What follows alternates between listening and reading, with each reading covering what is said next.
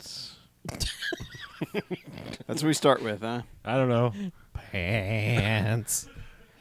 Good job, IMDb. Pants. I type in Showdown, and the first one I get is Show Kasugi. Right. Then I get Long Shot. Yeah. Then I get Extremely Wicked, Shockingly Evil, and Vile. Right. I can't find Showdown in this list of the drop-down. Oh, no, it brought me straight to Show Kasugi. God damn it, why are you so terrible? God damn it. Fucking IMDb. Bloody cow. So, on my work computer, I don't have an ad blocker, Uh-huh. and I have to check the weather because I have to schedule lots of things that could be outdoors. And man, the Weather Channel without ad blocker is a goddamn fucking boomer nightmare. Yep. It's like, CNN doesn't want you to see this video. And it's got like Nancy Pelosi looking ugly. I'm like, gee, I wonder what it could be. And it's like from like healthwatch2019.net or something. You know, it's just like, oh my God, you people. And then doctors are begging people not to eat this one vegetable. This is kale. Not- Scale No, of but it's vegetable. this weird. It's the whatever their picture is looks like a fucking alien worm. It's just. Well, yeah. But God, I'm just like they must know that like boomers are the only people that check weather.com anymore, and people Or that like don't me, have ad blockers. Yeah. Because holy Christ, I look at it, I'm just like, oh my God, this is. I've always wondered who actually does click those. Idiots. Everyone over 60. Mhm. They're like, oh, what vegetable might I be eating that doctors are begging me not to? The number of times we have to go over to an extended family member's house to clean their computer of bullshit. Oh, yeah. My dad's is like every other month. He's just like, computer's running real slow. I must have another virus. I'm like, Wow. Yeah. You do a better your dad than we do. yeah, I've been around him more than you have. Weird. I don't know if that's true or Yeah. not, but and sometimes I'm just like, just reboot the damn computer. And he'll do that and be like, oh, looks like it fixed itself. Yeah. I'm like, yeah, 'cause Yeah. I told you to reboot the computer. yeah. At work, I guess it was today or yesterday. I don't remember. It was a All, day. all the days run together. Sure. I was trying to help somebody do something on their, on their computer because they're stupid, and I noticed that how Chrome will put a little green dot if you need to update, and then an orange dot if it's been a while, and then a red dot if If you're a lazy If, fuck. if it's just like, don't even open this. if Yeah, it's been just- it's been 3 weeks since you've closed. been- I was going to say, Right. like, every time you close/open it, it will auto-update. Right, Yeah. right. So that whenever I see that, I'm like, you need to restart your computer. Mhm. And so I saw that, and I was like, hey, Karen. She's a Karen, and her name is Karen. Yep. It's convenient. I was like, Karen, you need to close Chrome and then restart your You computer. just restart your computer. I did. Yeah. Yeah.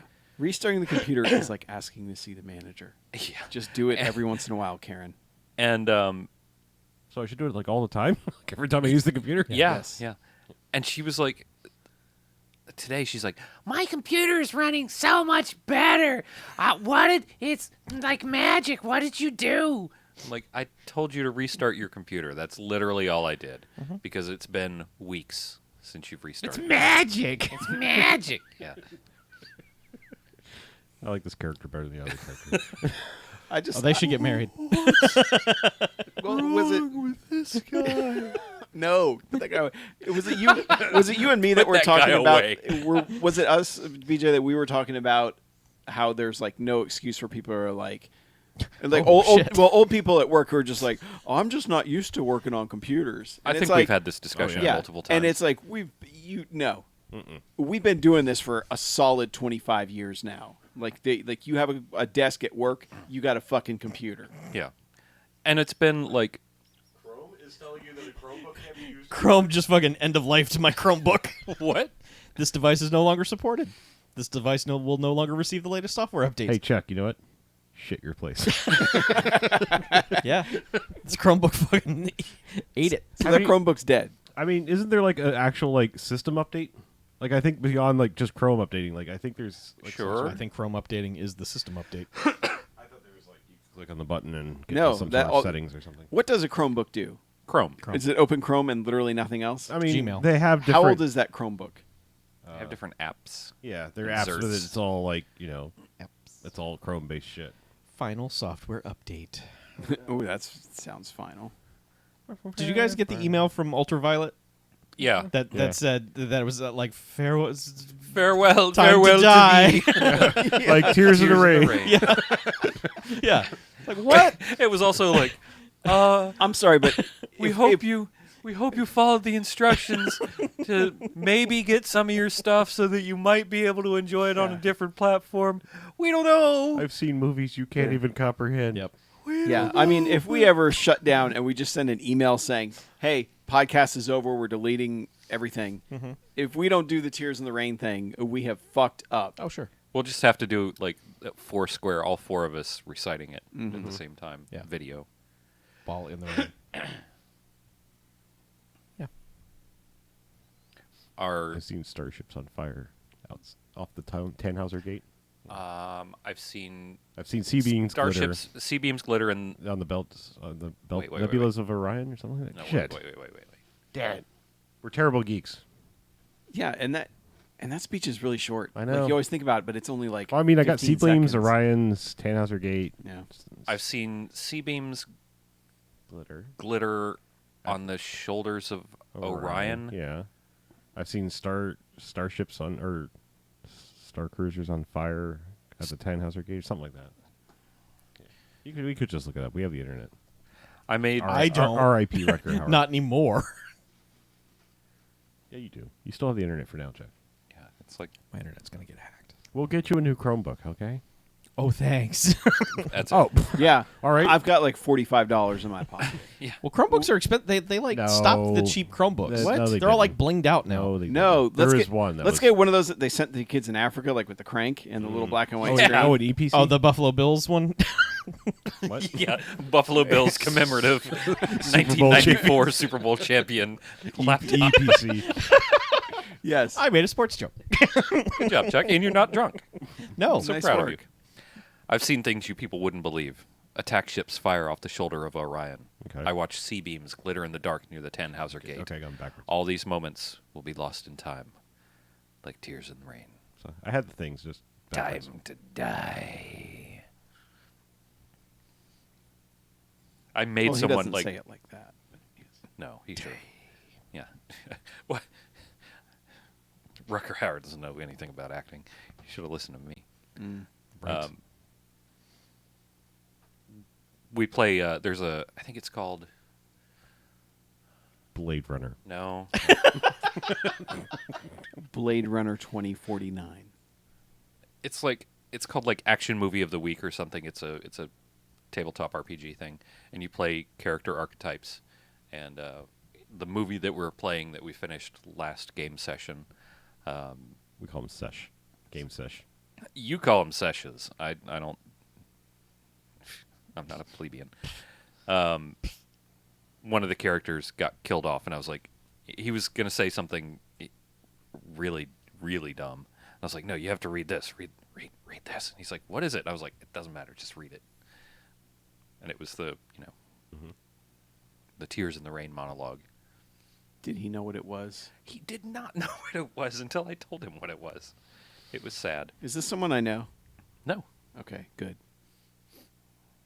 And even if you did, you really don't, because they don't know that. Yeah. You don't know them. I mean, we didn't know the exact words, but if someone started reciting it, I we got would them know immediately. backwards. I mean, that's all. I got Yeah, the we thing. would We'll know get it right one immediately. day. Yeah. Say things you wouldn't believe, Billy. Robert Loggia's Blade Runner. Robert Loggia. That's Roy Batty. That's still my stupid favorite quick thing that Patton Oswalt ever did was his alternate people that were up for the roles in Star Wars, where he was like, you found out Nick Nolte was going to do Han Solo, and he's like, oh, hail Chewbacca. What's a Wookiee, anyway? Oh, hail Chewbacca. Just that. Well, even though it has He Who Shall Not Be Named, but there's the SNL skit with all the alternate people. Mm-hmm. It's got Spacey doing a lot of yeah. them. Okay. It's really good, though. Because isn't he doing, like, he does, like, think he does Walter Walter Matthau, Matthau, I yeah. think, and yeah. I know Walken was one of them, like, up for Han Solo. Yeah. It's a Wookiee. What is a Wookiee? that sucked. I'm sorry.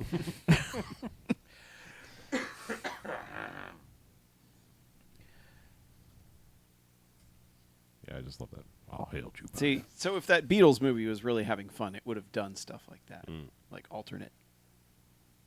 Because what they said, like, wasn't it somebody said like they lived in a world where nobody had Coke? Like, What? like the cocaine or Like Coca-Cola. Coca-Cola. Okay. Like he tries to order Coke, and everyone's like, "What's that? We only." Like the Beatles did not invent Coke. Yeah, it's that movie's apparently very strange. All right. Like it's very weird about what it's doing. I mean, I really want to see it because it's Danny Boyle. Yeah, and, like, because I mean, yes, it makes sense for Oasis to not exist in Sure. a world without the Beatles, but Absolutely. they also kind of like it's such minor weird stuff. I don't know. Yeah. I haven't seen it, so I don't know, and I'll I- probably never end up seeing it. But Oh, I'll definitely see it when it's available. Not in I the just theater. won't. I don't get to watch movies at work anymore, so I won't be able to ever see it. No, don't never say never. Eh, Again, Jen is going to be gone in a few weekends. that just means video games, not movies. Yeah, you're right. You're 100% right. She still wants to do the whole Lord of the Rings thing. Yeah. But- I mean, you won't need but her. that's like- you won't need her to be away to watch a Beatles movie, though. Oh yeah, I know. But yeah, the Lord of the Rings thing, like you got to start at like 9 in the morning. Oh, don't even bother. Why? Just don't do that. They're good. It's good, but it's also just that's an entire day, a full day. The fuck else are you gonna do on a Saturday? Yeah, Watch man. some fucking Lord of Yeah. the Rings. At We're- least it's not housework or Yeah, repairing a fence. yeah, Or or like scraping popcorn off the ceiling. yeah, or having sex. Yeah, none of fuck those that. things. Yeah. Watch Lord of the Rings all day. Yeah. Christ. Watch a bunch of little people and wizards. I mean, I can't say anything. I Don't did fuck. just rewatch the entire MCU, so Yeah. there's That's that. like a whole That's 30 days of of night. yeah. Well, it's what 24 movies? The Lord of the Rings? No. No. No, well, 24 if you count Far From Home, but yeah. Okay. So that's at least another So 48 24 hours. times at least 2. Mm-hmm. Yeah, that's 48 hours, give or take. Wow. I did watch the Guardians movie, so minus that. Yeah, you And I skip- didn't go see Endgame and Far From Home again. Mm. Actually, I did watch Endgame again last night, so. Yeah. It Didn't got just- available. It just so- came. Yeah, it just I came bought out it. on. I bought it. Well, it was nice, like being able to have emotions without like being Yeah. in a theater full of people. Yes. Did they add the extra stuff in the digital version? That stupid, No. terrible scene? No, actually, that one, the Hulk one, isn't even like in the extra deleted scenes at all. I haven't seen that one either. Yeah, but like, But I know the one that they released on Twitter. I was like, wow. Yeah, I mean, yes, it's the most watched movie of all time at this point by money. But, like, you're basically be like, here's the end of the movie. Here's a scene we cut from the end of the movie. It's on Twitter now. I mean- that just seems... The big moment in the movie is in the promo for the Blu-ray. They're advertising. So they've the- just given up. Like, they're like, everybody's they're like, fucking seen it. If you haven't seen this, it's on you. Yeah, but is it? Yeah. Titanic. Because there are plenty yes. of people who are just like, nah, fuck it. I'm waiting until it comes to home. Well, yeah. Well, I mean, here's a pro tip: don't watch the one with the intro. Like that's an option. Like, don't watch the one with the Russo brothers intro because it will tell you major plot points before the movie starts. But I mean, that's an option. Like, you have to go in and say, like, I want to watch with intro. With intro. no. We need to do a podcast. You were born with an intro. I love how much you guys hate that voice for. The Stanley one was sweet. That was a cute little bonus feature. Because it had all like behind the scenes of him doing all his cameos, basically. Ah, that's cute. nice. Did they show him flubbing his lines, or was he Stan so he never flubs any of them? They didn't show that part if he did it. I mean, it would be nice if they would included like the ones from like Amazing Spider-Man as well. You know, like just all of them. they didn't. Because the Amazing Spider-Man one in the library is really good. Yeah. I mean, they didn't like specifically like because he talked about like doing ones from way back, and I think it was like he was referencing X-Men's first Spider-Mans and things like that. I don't know that they showed them. They wouldn't. They don't have the rights. Yeah. They got no right. The second Fantastic Four one is really good. It's probably my favorite Stanley cameo. Where Really? he's trying to get into the wedding. It's just like, you don't understand. I created them. They're like, "No, get out of here, old man." He's like, "No, but I invented this." Well, I think of all of them, the best one is the is it in Guardians 2 where he's talking to the Watchers, just because he's like, and then there was that one time I was a FedEx guy, and that, and he's just basically like, yeah. Yeah, that one is pretty Yeah. good. So anyway, should we do a podcast? No. Yeah, we should. No, we've done too many. No, We have, but we We should do It hasn't another. stopped us yet. we gotta do one more. Yeah, and then we're just done. one more. Yeah, What if I just say no? Well, this ain't drugs. Hey, doors It over doesn't there. work. Yeah. I don't want to leave. I just don't want to do a podcast. Oh, okay. Well, we'll just do one around you then. I'm going to get in the way. Yeah. Just because, no peer pressure. Just because we're doing a podcast doesn't mean you have to do a podcast. I think it does. I mean, come on. Do a podcast. Come on. You know you want to. Cool It's kids good. are doing Yeah, all it. the cool kids are doing a podcast now. We should totally do a podcast. New York Times is doing an article about podcasts. It's true. Yeah. Yeah. So that means cool kids are doing it. Yep. That means podcast This has podcast finally will get you arrived. high. Yeah. You're going to feel so fucked Are up. podcasts back now that Apple has added 479 categories to podcasts? Yes. Yeah, we're going to be new Well, and I haven't notable. looked at any of that yet. Nice. We're going to be so new and notable. The newest and notablest. I still can't get over that New York Times article. New York Times are. We thought we would have MeUndies 6 episodes recorded on in a an fucking iPhone. library in a library. without knowing anything about what they're talking about. And Wait, they, what? Tell me about this real quick. They named it the Advice Podcast. Yeah. And they're like, why aren't people emailing? These us? two ladies started a podcast. They recorded it in a library on an iPhone without knowing what the fuck they were talking about, and they quit after 6 episodes Because they didn't have They didn't sponsorship make yet. it big. Why is this an article? How did... Because this Because person podcasts is launching are a new. done. Because this person is launching a new podcast, and whoever their promoter or whatever. Did they it hire a is- publicist? Yes, after I'm sure their failing at 6 publicist is episodes? friends with whoever writes for the New York Times and got that pitch somehow. Yeah. Because there's a quote about this girl. Yeah, she started. And then I quit, but she's launching a new one. Yeah, let's. So what's the Yeah. premise of the article? That first podcast That podcasts sucked? are done because Podcasts there's are just too done. many. They canceled podcasts. Oh, okay. Nobody really makes money off of podcasts anyway, except for like We are canceling the apocalypse. a podcast lips. It Kiss feels me weird on even my saying this, but it podcast feels weird lips. being one that actually makes a little bit of money. Not Yeah. much, but we make a little bit. It's weird. A smidge. Without weird. advertising, with the help of listeners like you. Man, I wish we advertised. I would love to do antagonistic ad reads. Oh, sure. Oh, 100%. Although, like, Casper, yeah. It's a fucking mattress. You can't afford a real mattress? Casper. Yeah. There's although MeUndies, get at me. I will personally Oh, yeah. be sponsored by MeUndies. Yeah. Casper. It's made from the ghosts of all the other mattresses that have died. Yeah. 'Cause MeUndies, I have 2 pairs of MeUndies, and they're both comfortable. I as have one pair of undies. Are they? Did you use promo code? BMFcast. No. Yeah. Oh. A friend of mine got a sponsorship thing through whatever sponsorship deal bringer she uses. Yeah. And so I got a couple codes for I some would be free MeUndies. honored to leave skid marks on some fresh MeUndies. We got offered that pair of headphones that one time. Did we? Yeah. One pair of headphones Yeah. for a podcast. What? of Oh, that's 4 right. That's guys. right. Yeah, we tried to banter back and be like, there are 4 of us. Oh, I If forgot you about make that. it 4, They're like, do this ad read and we'll send you some headphones. It was like, Well, those hymns people wanted us too. Hymns? Yeah, The like they sell Hemsworths? like hair replacement stuff and all that shit. right, yeah. like, Okay, like leaves? like all right. girls. That's a little rude. Well, no, it wasn't pitched as that part of it, but that's all that the ads are now that I've ever seen for hymns. Hymns. Are we talking They- like they got leaves? Snoop. Or like HIMS. oh, Hymns. okay. But they were like, It's a leaves. website for dudes. yeah, It's where you can go get Viagra without having to look a doctor in the eye. yeah, that sort of shit. Oh, we call that Mexico. Well, this is easier. All right, let's do a thing. Okay. All right, welcome to the BMFcast. Hey, BMFcast. BMFcast. Episode 476. Nice. America. Yeah, blaze it. So I'm Harlow, I'm Mackie. I'm BJ. I'm Chuck. and what we do each and every episode of this here BMFcast is we go to watch ourselves a quote-unquote bad movie, then come in here and talk about it for the first half. Then we rate them. Good bad movies, enjoyable bad movies. They get 1 to 5 jocks and robot jocks. Robot jocks. Robot job. Hell yeah. The jocks of robots. Yes. We love it. However, there are bad movies, and stay away. They get a negative sliding scale, 1 to 5 bags and giant bags of trash. Boo. Boo. Gross. Gross. Gross. So, Ow. we're enjoying our Freedom Month with no themes, no rhyme or reason, just catching up on some movies. Yeah. Is Yeah, having no sure. theme a theme? Are It we is. kind of...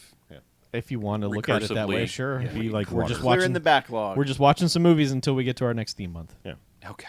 So we watched 1993's Showdown. Showdown. Yeah, from the director of Best of the Best 1 and 2. Yes. 1 and Yes. 2. 1 and 2. Yeah.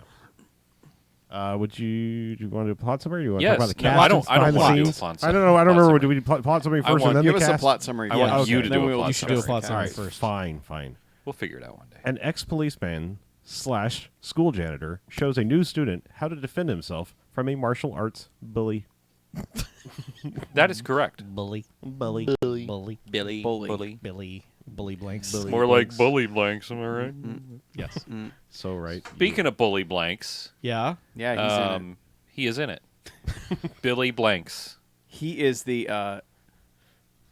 ex-policeman / He janitor. is. He's the policeman police. Yes. Policeman. Police. We'll mention he vanishes from the movie for about 25 minutes.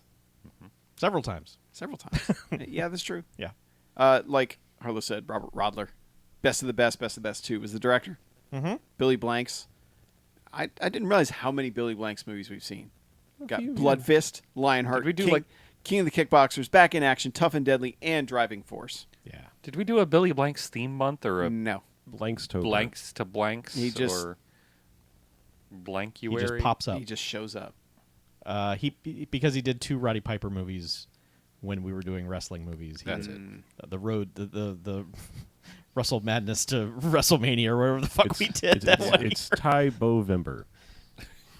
Yeah. That's it. You got Brian James Yeah. from Cherry 2000 and Red Scorpion. Yeah. And it feels like it should be more, but it's not somehow. He's always the worst dude Yeah. in good movies. Like he's in a bunch of good movies, Yeah. but he's like the gross guy in the good movies. That's why we feel Yeah. like we've seen He him was a in lot. this little movie called Blade Runner. He was. I've heard of that. Yeah. What? Yeah. That's pretty good. James Liu, who I know is just a cameo, practically. It's one scene, but It's yeah, a good fight scene. He has been in Steel Justice, Action Jackson, Savage Beach, Best of the Best, Martial Law, The Perfect Weapon, Guns, Do or Die, Showdown in Little Tokyo, Mission of Justice, Tough and Deadly, L.A. Street Fighters, and Excessive Force 2. And Chuck has noted in the notes, he says, these are all non-notable roles. The ones after this, you could read them or not. Yeah. Ken Scott, who's actually our lead, was in Teenage Mutant Ninja Turtles. Yeah, he was like Thug 2. Yeah, but he was in Teenage Mutant Ninja Turtles 2 What about as Raphael. What about Oh. Patrick Kilpatrick? I'm getting there Okay. because he's the best character in the movie. Mm-hmm. Yeah. Patrick Kilpatrick from Best of the Best 2, Death Warrant, and Class of 1999. Feels like it should be many more. He feels like, he feels like a guy, like, I'm trying to think of who else appears to me to be. Like, I think Brian Johnson Yeah, I was pops gonna into my say a head little for bit him. Alien Bounty Hunter Yeah. guy, yeah, a little bit. Yeah. Or is it Brian Thompson? I can't remember. Brian Thompson. Thompson, Yeah. yeah. Yeah. But but channeling like how he is in Cobra almost is how Patrick Kilpatrick is in this one. Yeah. Yeah. But yeah, also John Asher of Double Dragon, Linda Donna of Ricochet. Man, that's a know. great, stupid movie. You hate that movie. Oh, but it's great. I gave it 5 jocks. And Ken McLeod of College Kickboxers, Maximum Force, and Double Dragon. Yeah. There's a College Kickboxers poster in this film. Yeah. I knew he looked familiar, and then it clicked that he was the College Kickboxers guy. And welcoming to the BMFcast, Christine Taylor. Sure. Yeah. or, Yeah. or as BJ described her, hey dudes, Christine Taylor. That was the first place I saw Christine Taylor was in Hey Dude. Whatever. Okay. Yeah, no, that's fine. Just it's an odd way to introduce her is all. Your Yo. notable thing that you mentioned was Zoolander, Brady Bunch movies. Yeah. Yeah. well, you said Ben Stiller's wife, and I was like, Dodgeball. Yeah. okay. Dodgeball. Arrested yeah. Development. Yeah, She's pretty much been every in Ben some Stiller stuff. thing since they got married. Yes. Sure. I had a crush on her from Hey Dude. Whatever. Okay then. Hey, whatever, Yeah. man. Hey, dude, it's an okay. attractive lady. Hey. Dude. I have no idea what Hey Dude is. It was a Western It was a dude show. ranch, Dude Ranch, yeah. It was Yeah. a Dude Ranch Nickelodeon? show on Nickelodeon. and they were just like, hey, Dude. dude ranch. Hey. Was it a situational comedy? Basically. Oh, yeah. so hay like calling out to someone, not like bales of hay. Correct. Dude. Correct. Okay. So she was in it. She was. All right, good. You guys want to talk about Showdown? Yeah, I feel like we have to. Yes, I do. Hey, have you guys seen The Karate Kid? Yes. I have. Yeah. Once or twice. Yeah, that's got Jackie Chan in it. No. Oh. I Oh, re- you mean the real Karate Kid? Yeah. The one with Hilary Swank. No, that's the Yeah. next Karate Kid. Oh. Yeah. You should have watched 3 more before that one. Oh, the one with Ralph Macchio. Okay. Yeah. Yes. Yeah. Yeah. Cobra Kai. Yes, I've seen that. Yeah. This is that. All right, let's rate it. Yeah, but I mean, it starts. It does. You have to give some backstory. It's like if Mr. Miyagi had a backstory in which he murdered someone. I think that wasn't the backstory, actually. Was it? Yeah. Mr. Miyagi's backstory. It's been a while for me.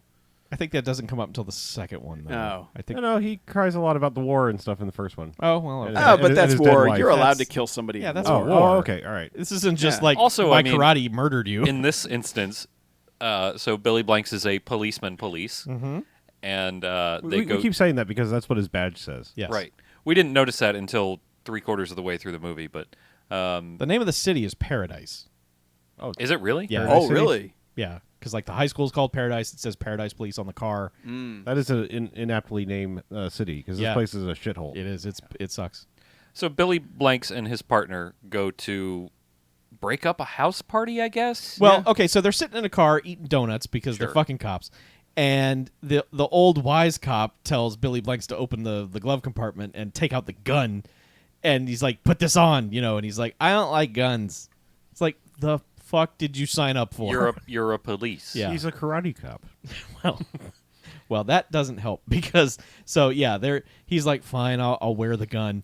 And then they get a radio call saying, house party, go stop Like, it. we'll go ahead and break it up. Yeah. So they drive over there and Meanwhile, at the party itself, Patrick Kilpatrick and his shithead brother are basically just walking around molesting people. this is like a after junior prom party. Yeah. Like kids are just walking around with Pringles and I feel like this might make sense later given the context of the rest of the movie. yeah. That perhaps they were there recruiting. Oh, well maybe. I don't know when their bullshit started is all Right. I'm saying. Okay.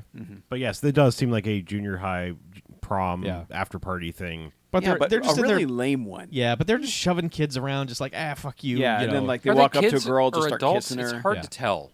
It's Oh. weird. Are they kids or They adults? looked more or- kids than the rest of the kids Yeah. in the movie. They look like they may have been out of school for a Fair. year or two Okay. because they have spray Youth. painted hair on the top of Youths. Patrick Kilpatrick.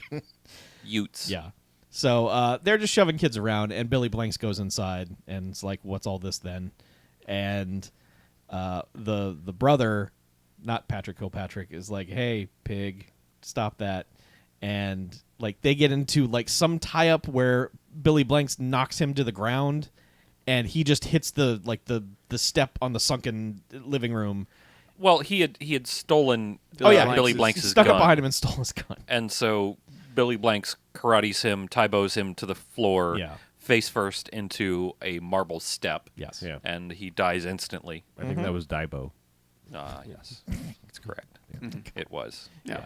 And then Patrick Kilpatrick is like, you killed my brother. Prepare to die. Mm-hmm. And, But And It said- immediately gets arrested Yeah. by the other cop. The other cop just comes in and is good. No, none of that today. Outside with you. Yeah, there's some random stunting here happening too, because like when the cops show up, like some of the people are like, "Cheese it's the fuzz," Yeah. and like one guy backs over someone else's motorcycle, Yeah. and the cops are just like, "Looks like we're gonna be giving a lot of rides tonight, am I right?" And then they hear screaming from inside. That's what precipitates him actually running it. Yeah. But yes, he's murdered a guy and is basically back at the precinct, and his partner is showering, and he's gross. I'm just saying, he's a gross dude. Yeah. He's an old hairy man. Yeah, And he and- comes over dripping wet to Billy Blanks, and Billy Blanks is dripping wet from the eyes because he's sad. And He hangs up his uniform. Yeah. He's just like, can't do this. Yeah, He's he like, turns in his badge and gun. yeah, but turns it into his partner, which that's not how it works. No, yeah. You can't just go, "Hey, partner, I'm out." I mean, you don't have to go to your He's boss just- and quit. Yeah, you can he's just walk just away. ghosting. Yeah. I think you do have to go to your boss. And is Billy Blanks Do a you? millennial? The BMFcast finds out in this episode. I didn't see him use a napkin, so I'm going to go with yes. quit. Yeah, Billy Blanks is killing the molesting people at parties industry.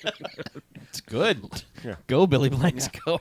Yeah, but he's Billy. he's hung up the uniform yeah, and he's done. He walks out of the locker room and credits. Yep. Yeah, Slow as boring credits. yeah. These credits suck. And only- he walks out of the movie for about 20 minutes. The other thing notable is that Chuck pointed out it's a Shaw Brothers motion picture. There's two producers on this that are both Shaw, like Yeah. not S-H-A-H. Yeah, Yeah. yeah. It's a Shaw Brothers movie. Yep. Yeah, but the credits end, and then it says 7 years later. And that's when Yep, That's when we meet it's, Ken. It's shitty school, and new kid, just like Ralph Macchio, is being pulled up to the school by his mom. Yep. Don't forget your sandwiches and Yeah. your thermos.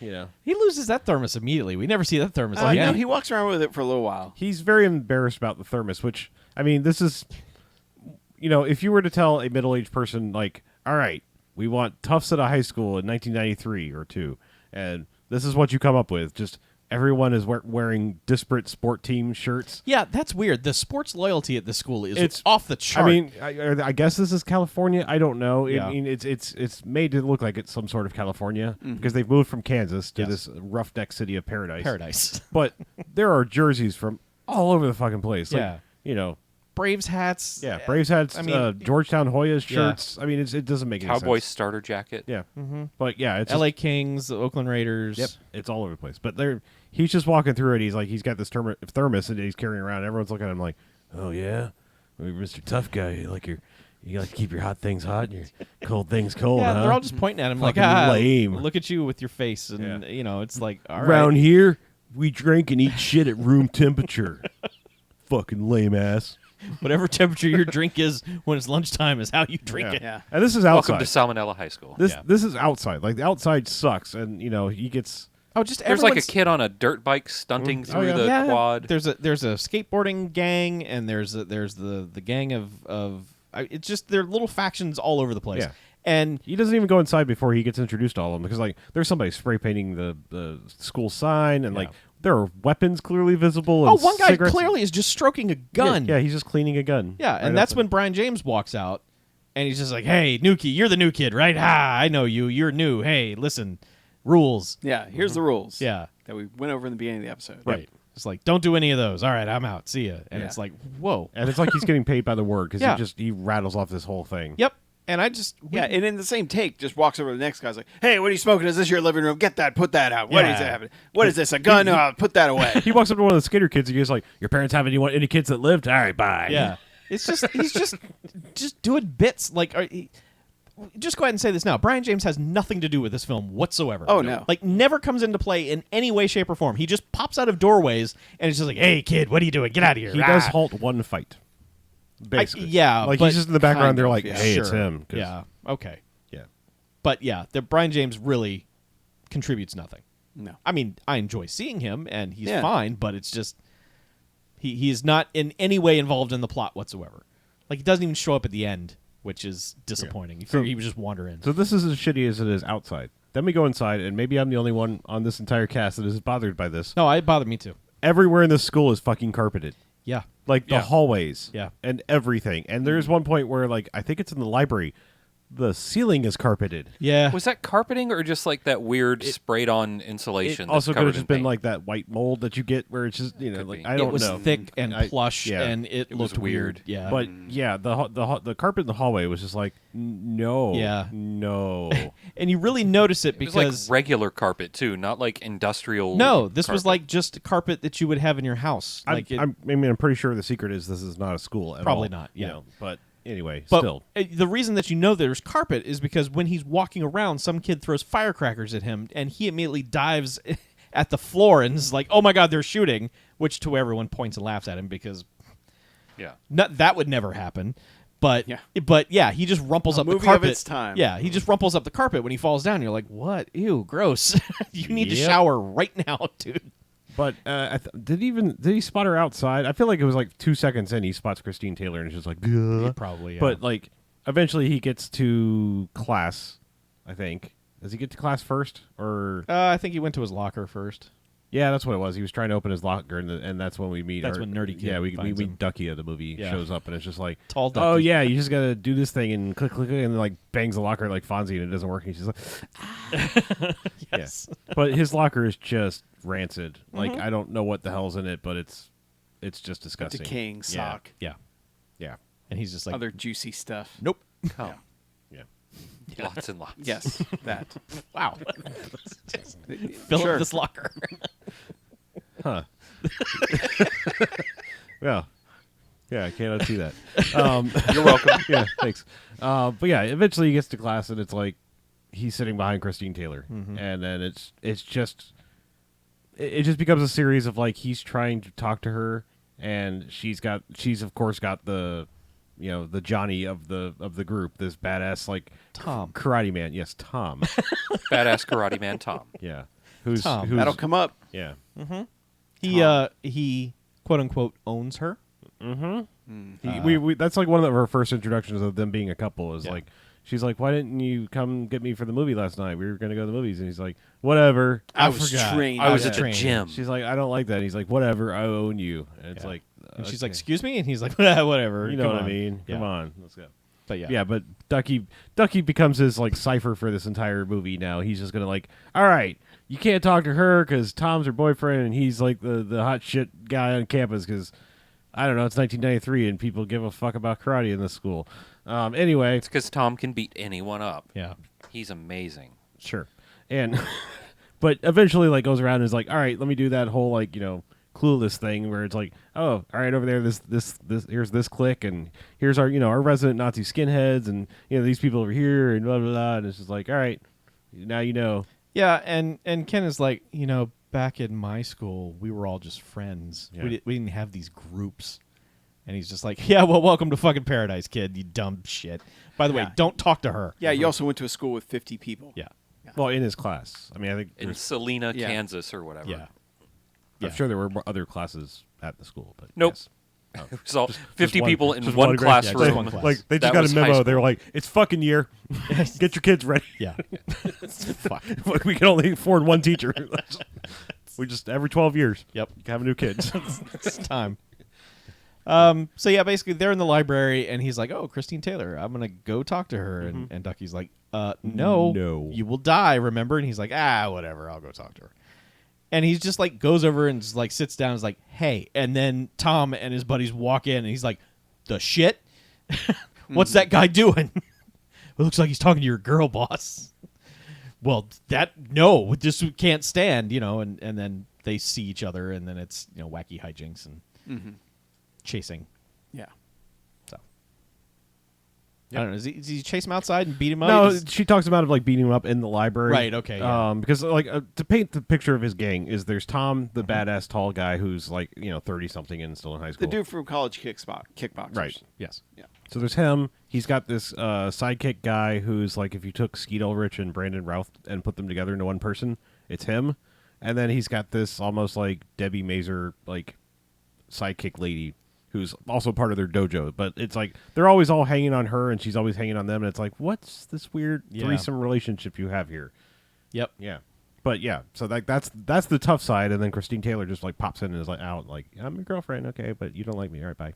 Yeah. So but yeah, she's like, he didn't know, like it won't happen again. He's like, all right, you just got touched by an angel or something. Get out of here. And but yeah, like as soon as like around the corner, like he's just walking on like Oh, yeah. doop, and then just like punch from off screen. Yeah. There's like and I love this part because like he hits him a few times, like hits him in the stomach, and then the guy's just like acts like he's been, as you said, stabbed in the stomach. But he's like, get his wallet. The dude doesn't have a wallet, but he reaches in, like pulls out a $10 bill, like sweet $10. Yeah. And they're like, it's not about the money, and he just tears the $10 bill in Rip. half, and then throws it back at him. Yeah. And then it's just like he just leaves it. Yeah. Like, it's like that's still usable. It's like guy. you showed me. Also, your Tom. mom is like dirt poor. That's why you moved here. Is like she couldn't get a waitressing job in wherever the fuck they were in Kansas. I don't understand that economic situation whatsoever Yeah. because it's like they moved. I thought they moved for a job. Nope. They She moved for moved- the opportunity. She moved because she lost her job. Correct. Yeah. She moved from Kansas to Paradise, Phoenix- California. Phoenix, California. It was shot outside of Phoenix, so Oh, we're going to okay. go with California. But she Yeah, doesn't for have no- a job. for when no they- job. Yeah, She- she's they- working an overnight as a waitress. She's like, I'm looking for a job. I need to find something Yeah. where I'm not on my feet Yeah. all day. It's like there's Wichita. There you have cities yeah, in you Kansas. could have gone to work at the Waffle House in Wichita. Yeah, the premise of the movie and the premise of all these movies is that basically you move to where the work is. I got a job in paradise. We got to go, and it's just like here we are in the land of jobs, I guess. But I apparently did this they wrong. They just put themselves in the job cannon and launched them Yeah. up to job land. And Yes. got jobbies off the trees. Correct. I don't know if you know how the economy works. Yeah, but- I do now. It's the economy, stupid. Yeah. So anyway, that's real dumb. She's a waitress and never finds a job. Literally, the movie ends and she has not found a job. Yeah, other than waitressing and whatever. She had an interview, She did have an interview. yeah. but like she also says, "Well, we're probably gonna have to move again because I've, Yeah, good because there's go to Yeah. a fucking carpet school. It's Yeah, weird. because the school's gross and I'm getting my ass beat. apparently that's a real school." Ugh. Ew. Yeah. Ew. I mean, I guess all right. If it's in Arizona, I might allow it because there's zero humidity and Yeah. the carpet would not be absolutely disgusting. Yeah, dry heat. It won't yeah. be moist. Yeah. In Florida, that is just the grossest thing in the world to think about is a carpet in Yeah. a place that's frequented by hundreds, if not thousands, of people every day. Yeah. Teens. Especially Yeah. that stinky guy that they introduced. Oh who's- yeah, oh yeah. Amongst all of it, there's basically a Pigpen character that like everyone's just They like, said he's never changed his clothes. yeah. Which I'm like, I thought for sure he was going to come into play at the end, like someone was going to throw him at the bad guy. And Just gross them out. yes, That'd be good. You know, but actually, that guy's like got the smartest camouflage of all. Like nobody's gonna fuck with Yeah, the exactly. shit covered guy. he literally is at one point. He is just slimy and gross when they show him, and it's just like, oh, And Ducky describes him as having gotten detention for his smell. So yeah, but yeah, there's a whole other cast of cliques, but we don't care. But yeah, so he gets his ass kicked, and then I think Ducky comes and helps him out. This is not the first time we meet Billy Blanks, for at least No, not not this yet. situation. No. Yeah, I mean, yeah, we have met Billy Blanks, Right, but we right. we don't know where he is at Yeah, this at point. this Well, point he's we're like- finally reemerged. has he? No, At not this yet. point? Not that. Well, I mean, that's- not till the gym. Yeah, which that's is what the I second mean. Is that's beatdown. when he's gonna. Yeah, They showed the janitor walking by, but they only showed him from like feet to mid thigh Sure. or something. Yeah. I was like, that's gonna be Billy Blanks. Okay, Yeah. but yeah, this is when Yeah, but he goes back up. to the library and is just like, I'm gonna try again. Hey, dudes, I'm gonna go hit on her again.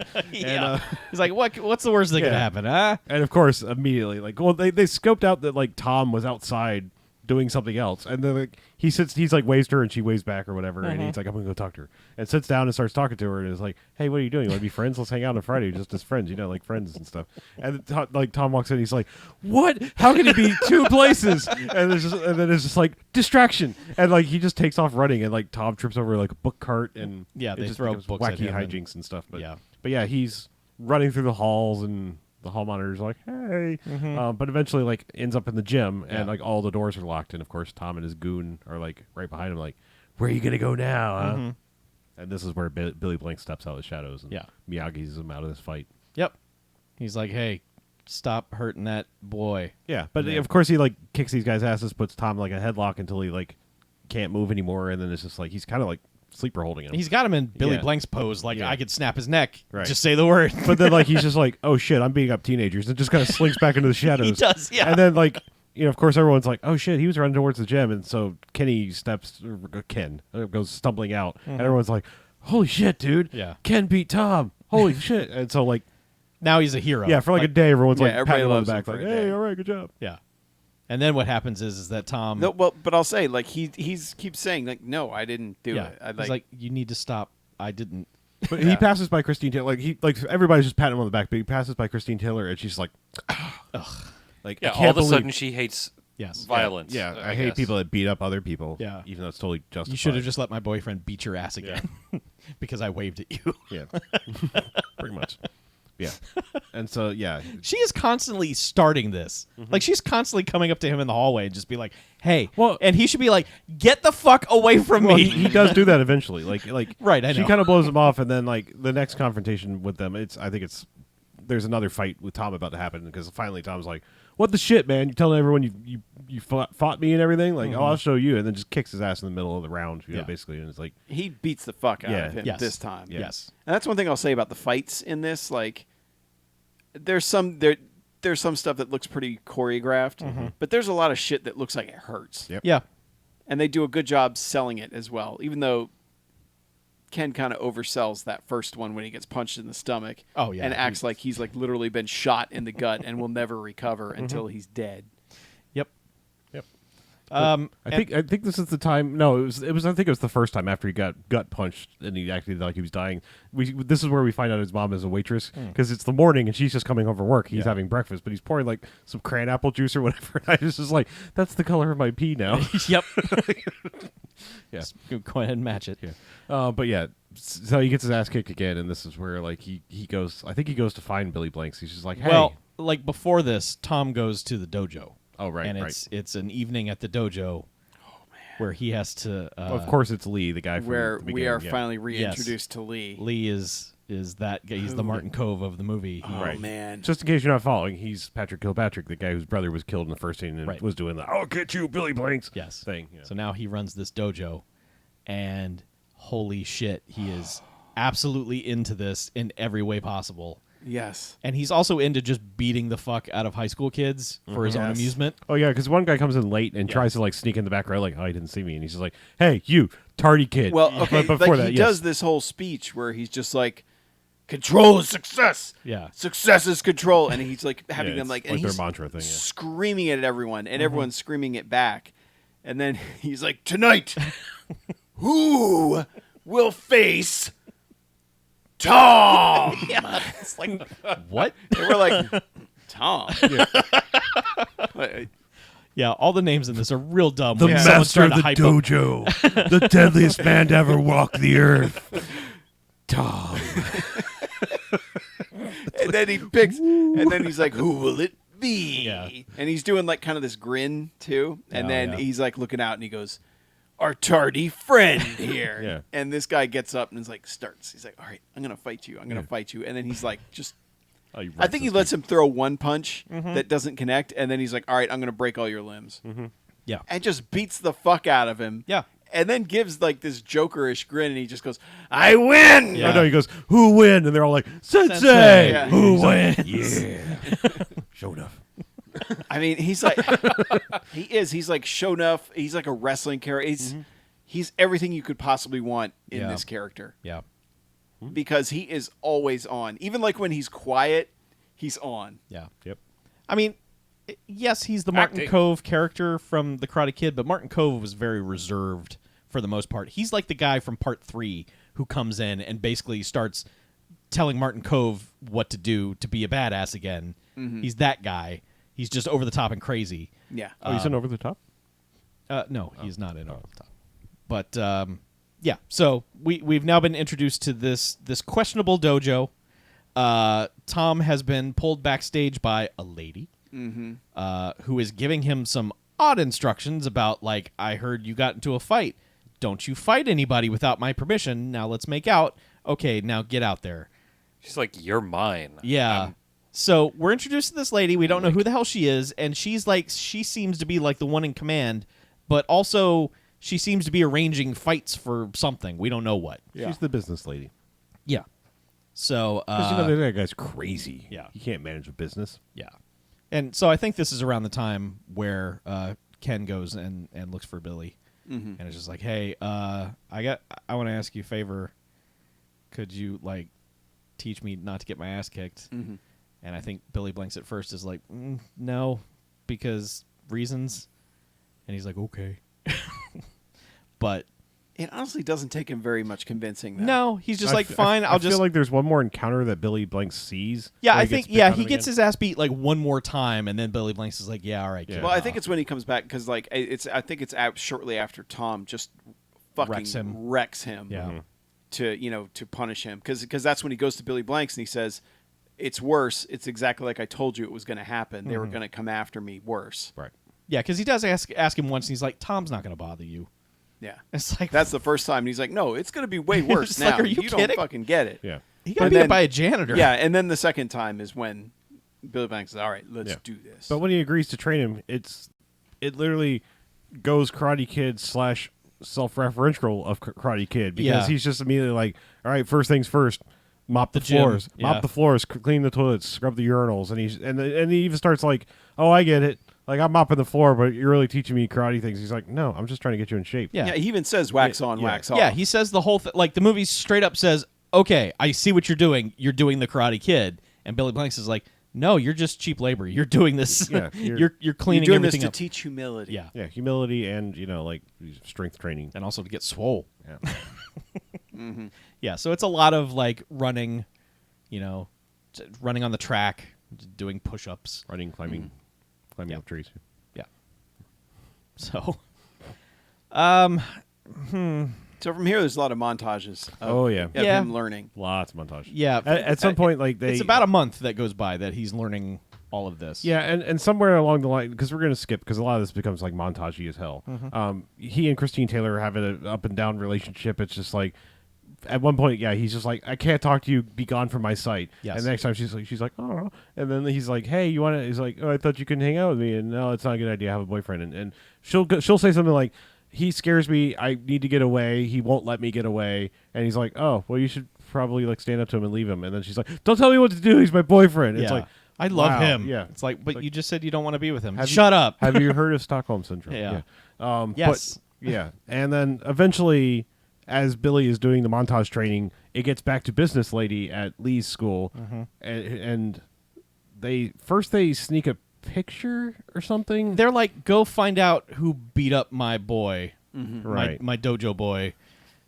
Because he gets Because what she does is she goes to the school. This is the most convoluted thing ever. She goes to the school and is met by Brian James, and she's just like, "Hi, I'm the new substitute. I'm teaching sex ed. I'm here to work." And he's like, and he turns super pervy. "Yeah," and he's like, "Yeah, you are. Hey, check out your caboose, huh? Yeah. All right, I'll see you around the hallway." Yeah.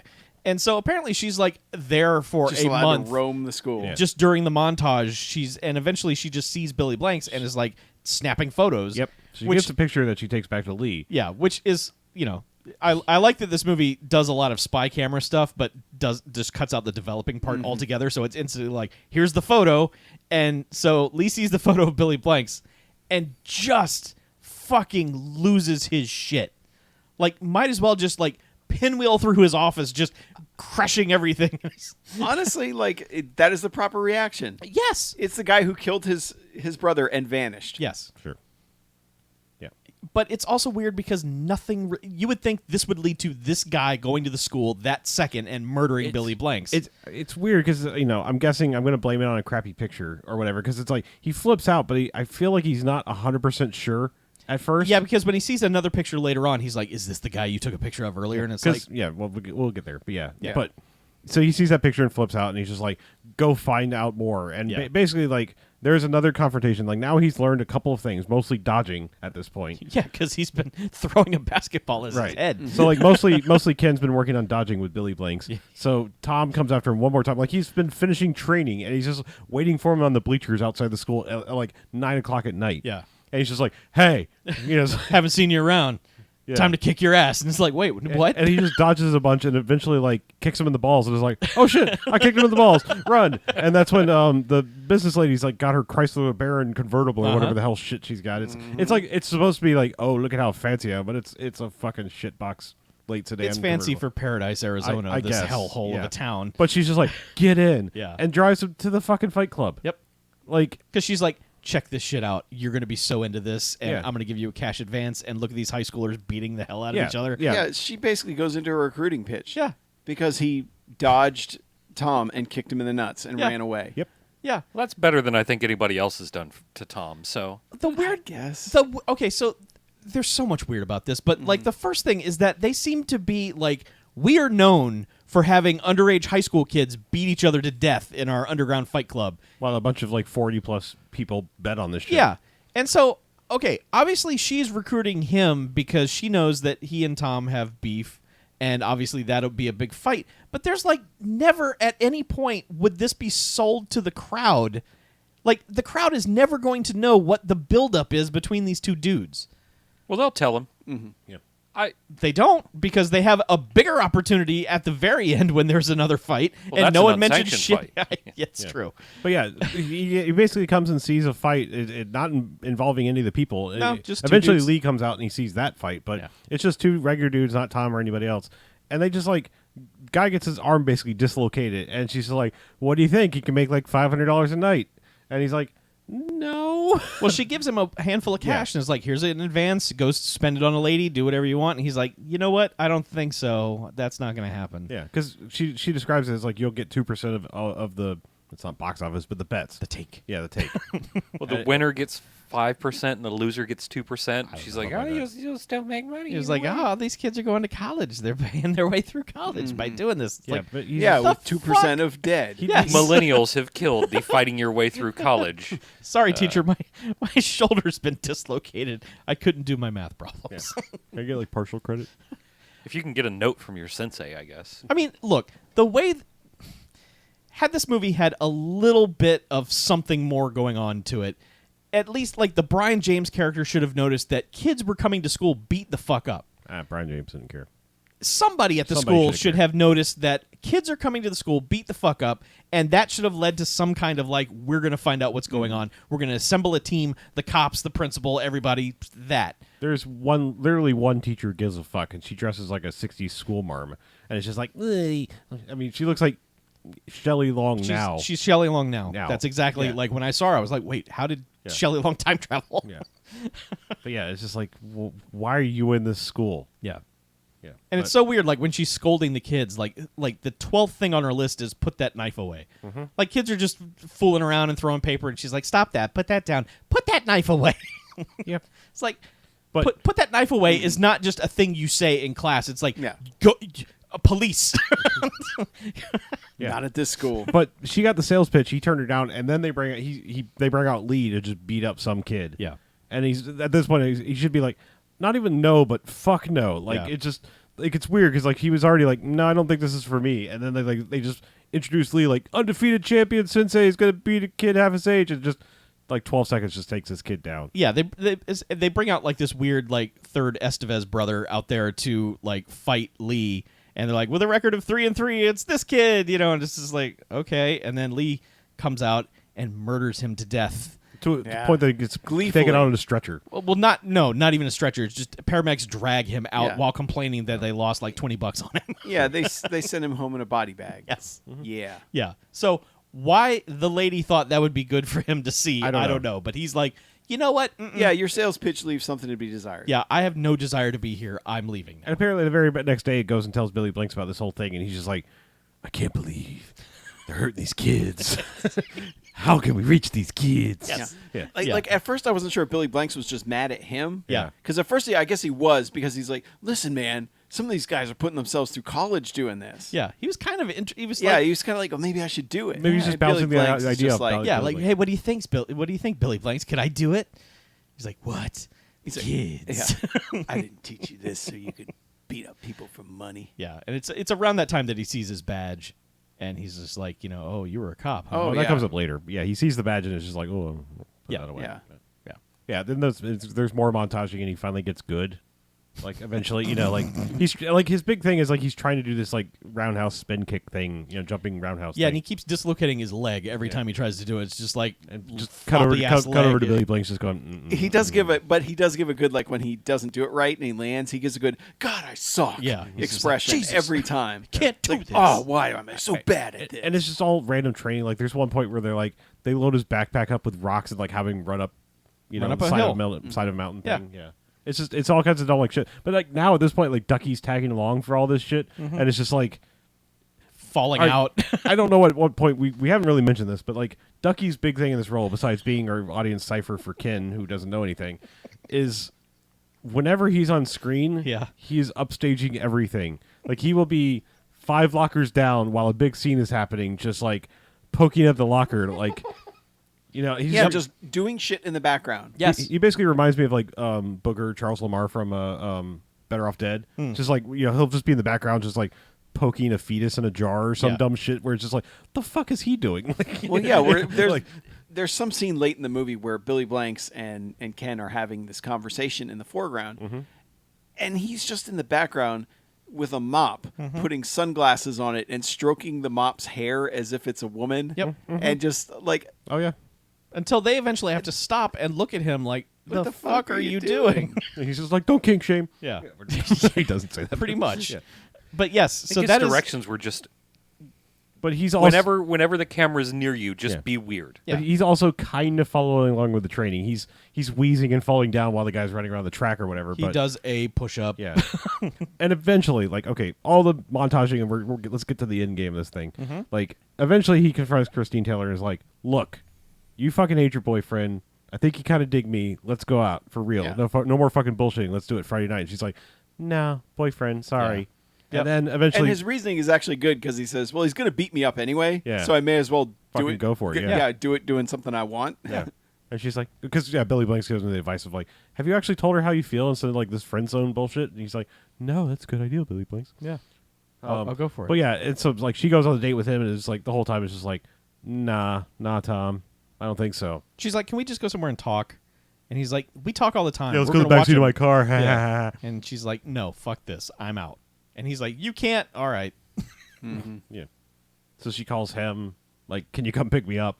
Yes. And it's like, then it's a weird cut because she's like standing outside whatever fucking shithole movie theater they were at, like, showing all of the same level movies as this. That's the thing, is like they can't have any posters from like real movies. It's all some movies from the studio. B-grade movies, yeah.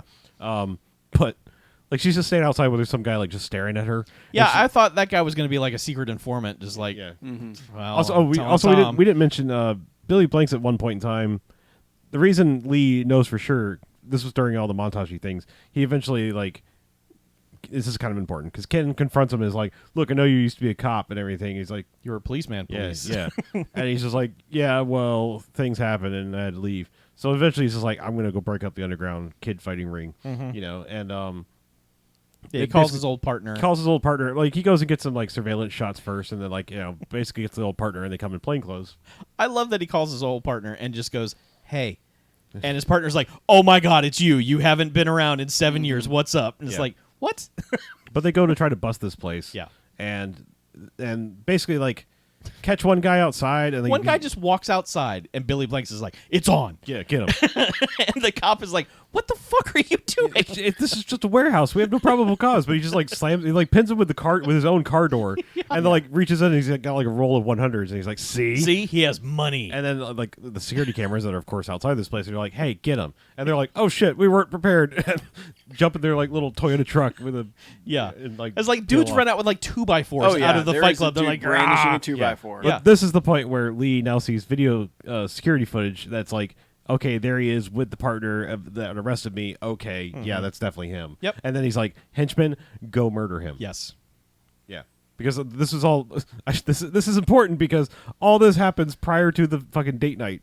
So Yep. yes, so henchman come to kill Billy Blanks at the school. He is Yes. cleaning up the theater, which they have way too nice a theater for this shithole school. It's got Yes. an actual like orchestra pit, like underground orchestra pit. Yeah, this is You a know? very nice Paradise. auditorium. Yeah, Yeah. And so like he's under there because like he hears something, and of course his Billy sense goes off, and he's like, I'm gonna hide in here, and two dudes come to kill him. One of them is James Liu. Yes. And they fight all over the place. Like at first, like I don't remember what order, but he's like up on these crazy catwalks with like hundreds of lights. Throws and a fire extinguisher. Yeah, at- throws a fire extinguisher. I think it was like a can light, but Yeah, okay, I think it was a can light. But like eventually, it cuts away for a second, like, oh, what's going on over here, and then it comes back, and we don't know it, but they're on the set of whatever play is about to happen here. Yeah. Because it looks like they're just in somebody's living room. Yeah, it's like, wait, where Except are like they? when they throw them up against the walls, it's all shaky. It's like, oh, this is the set. All right. Yeah. Like, why would there be a living room in this school? But Yeah. And this fight is a lot more violent than the people in it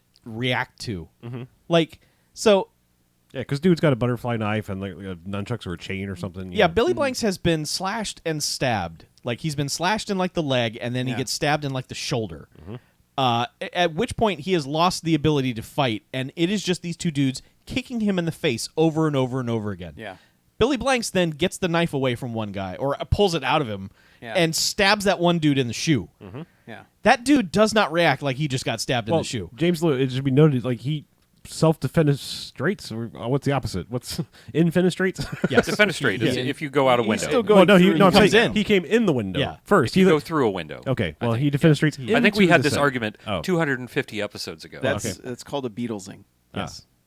He came in through the. It was not a bathroom though. It was Oh. just a kitchen window. Yes. I'm sorry. But he comes in through the window, fights him for a bit, and then eventually gets thrown back out the window, and that's the end of him because he falls He falls to his death. 3 feet to the Yes. floor of The this pit of dude. spikes was Yeah. back there. But it's enough for him to get away, and we're like, oh shit, he's bleeding, and he's just disappeared. And it's next day, like there's crime scene tape at the theater, and everyone's like, where's Billy? Have Yeah. you seen Billy? And Well, cheesy lady who sets up all the fights Cheesy rolls lady. up and is like, Well, "Hey, first Ken." she's like, I heard your mom can't get a job. Maybe she can come work for us.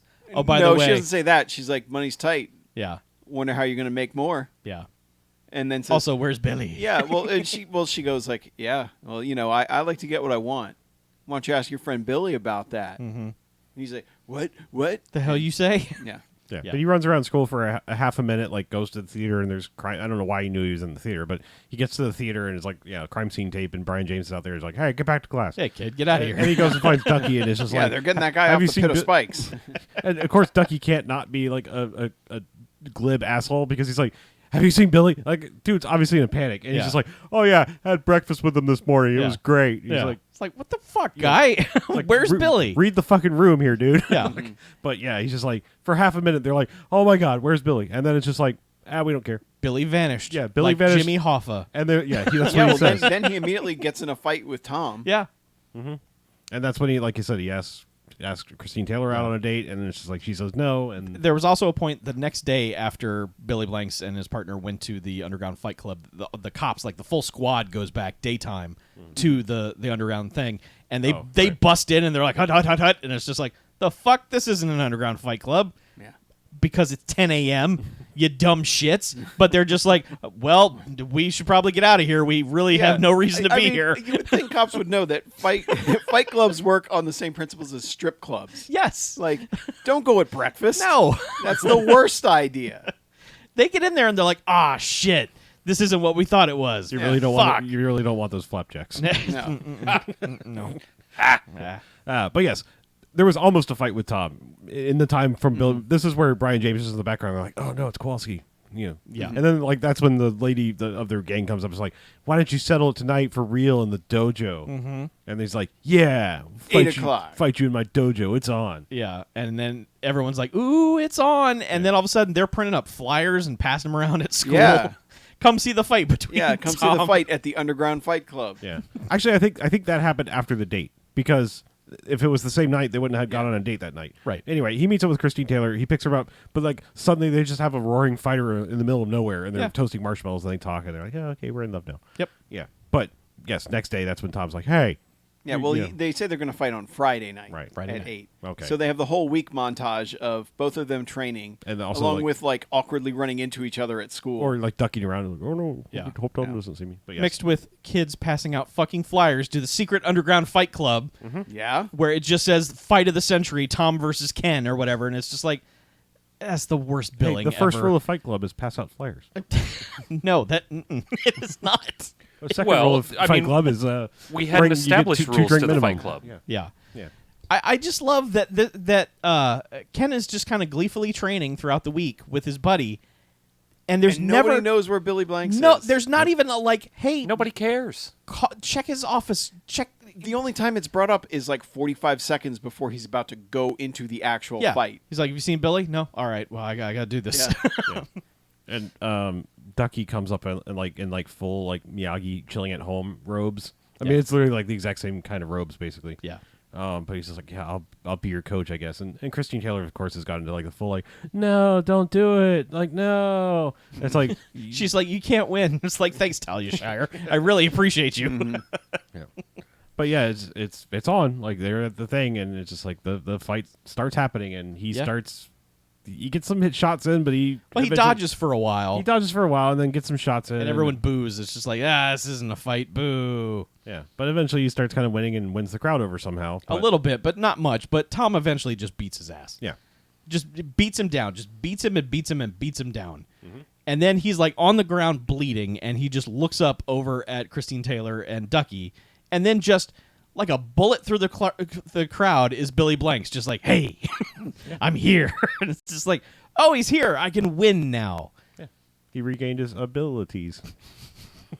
Yes. But yeah, he did. Like, he saw him. He was like, I can do this again. Yeah. And then Billy Blanks, wins. I'm glad you're alive, even though I never looked for you. Yeah. So, yeah, he gets up and beats Tom's ass. Yep. Billy Blanks gave him the wind beneath his wings that he needed And hooray. to beat the shit out of another man. Yep. Yeah. Movie's over, except, no, it's not. Yeah. And there is, I mean, they timed everything wrong. I'll say this. Okay. Because there is a perfect, Billy Blanks, he keeps giving the high fives, but like, Oh, there's no, something about no, the the perfect high five is after the Billy Blanks fight. Yeah. There's still, like, Yeah. that's when the freeze frame should have happened. Yep. Yeah. Except that there's something awesome that happens after that. That's but- true, yeah. But yeah, but like the way Billy Blanks gives the high fives, it's like way up there, and it's like It's like half high five, half predator shake. It's so good. Yeah. Yeah. It's so good. Well, he And- and Ducky for some reason, like Bash Brothers, Yeah. high five for no reason. Yep. It's just like that guy, really? Okay. Yeah. But it should be noted during the fight, because this is important. They've put Ken in dumpy clothing for the whole movie. Yes. Mm-hmm. And at some point during the fight, I think it's like after Billy Blank shows up, it's like his shirt gets ripped off, and the dude is fucking jacked. Yeah. Yeah. Like Oh, yeah. it is like He's Groundskeeper Willie coming he's to life. like 2% body fat Yeah. at max. And it's just like Ripped. and that's when the crowd is like, oh god, like Yeah. we were wrong, because Yeah. they put him in like the dumbest, like almost hammer pants style gym, like those like Yeah, 90s like he was just in baggy sweat Yeah. clothes, like and inside out sweatshirts and Yeah. stuff. Yep. I mean, the early on, like when one of the training montages, they have him roll his sleeves up, and you can see like the veins popping out of his arms. So it's like, yeah, they've been hiding how like jacked this dude yeah. is. But yeah, when he gets the shirt, that's when the crowd's like, oh shit, we were wrong about you, Ken. Yeah. Mm-hmm. Ken, you're hot. Yeah. Do it. But yeah, he wins, Get him. and then of course Billy Blanks has to fight Patrick Kilpatrick. Yeah, because Lee is like, this isn't over. Well, Get yeah, it." like as they're rewarding, as they're like holding up Ken as the winner, Lee comes in and just punches him in just the base of the spine. Ken, not Billy Blanks. Yeah, Lee Yeah. punches Ken in the base of the spine. in the butt. He punches him in the butt. Yeah. right in the coccyx. And everyone's like, boo. Yeah. And I think that doesn't Tom come over and is like, hey, stop. And then Yeah. he beats on Tom for a few Yep. minutes. And then this is Billy Blanks Yeah. just takes off his jacket and is just like, oh, cool, this is on. Yeah. Let's do this. But now everyone is against Lee because he's beat on Tom and everybody else, and like, how dare you lose, that kind of old bullshit Yep. thing. Everyone instantly changes alliances. Yep. And everyone is on Team Billy Blanks now. Even Tom. Yes. Yeah. Yes. Tom is standing on the field of battle. He's still right there. He's just like, get him.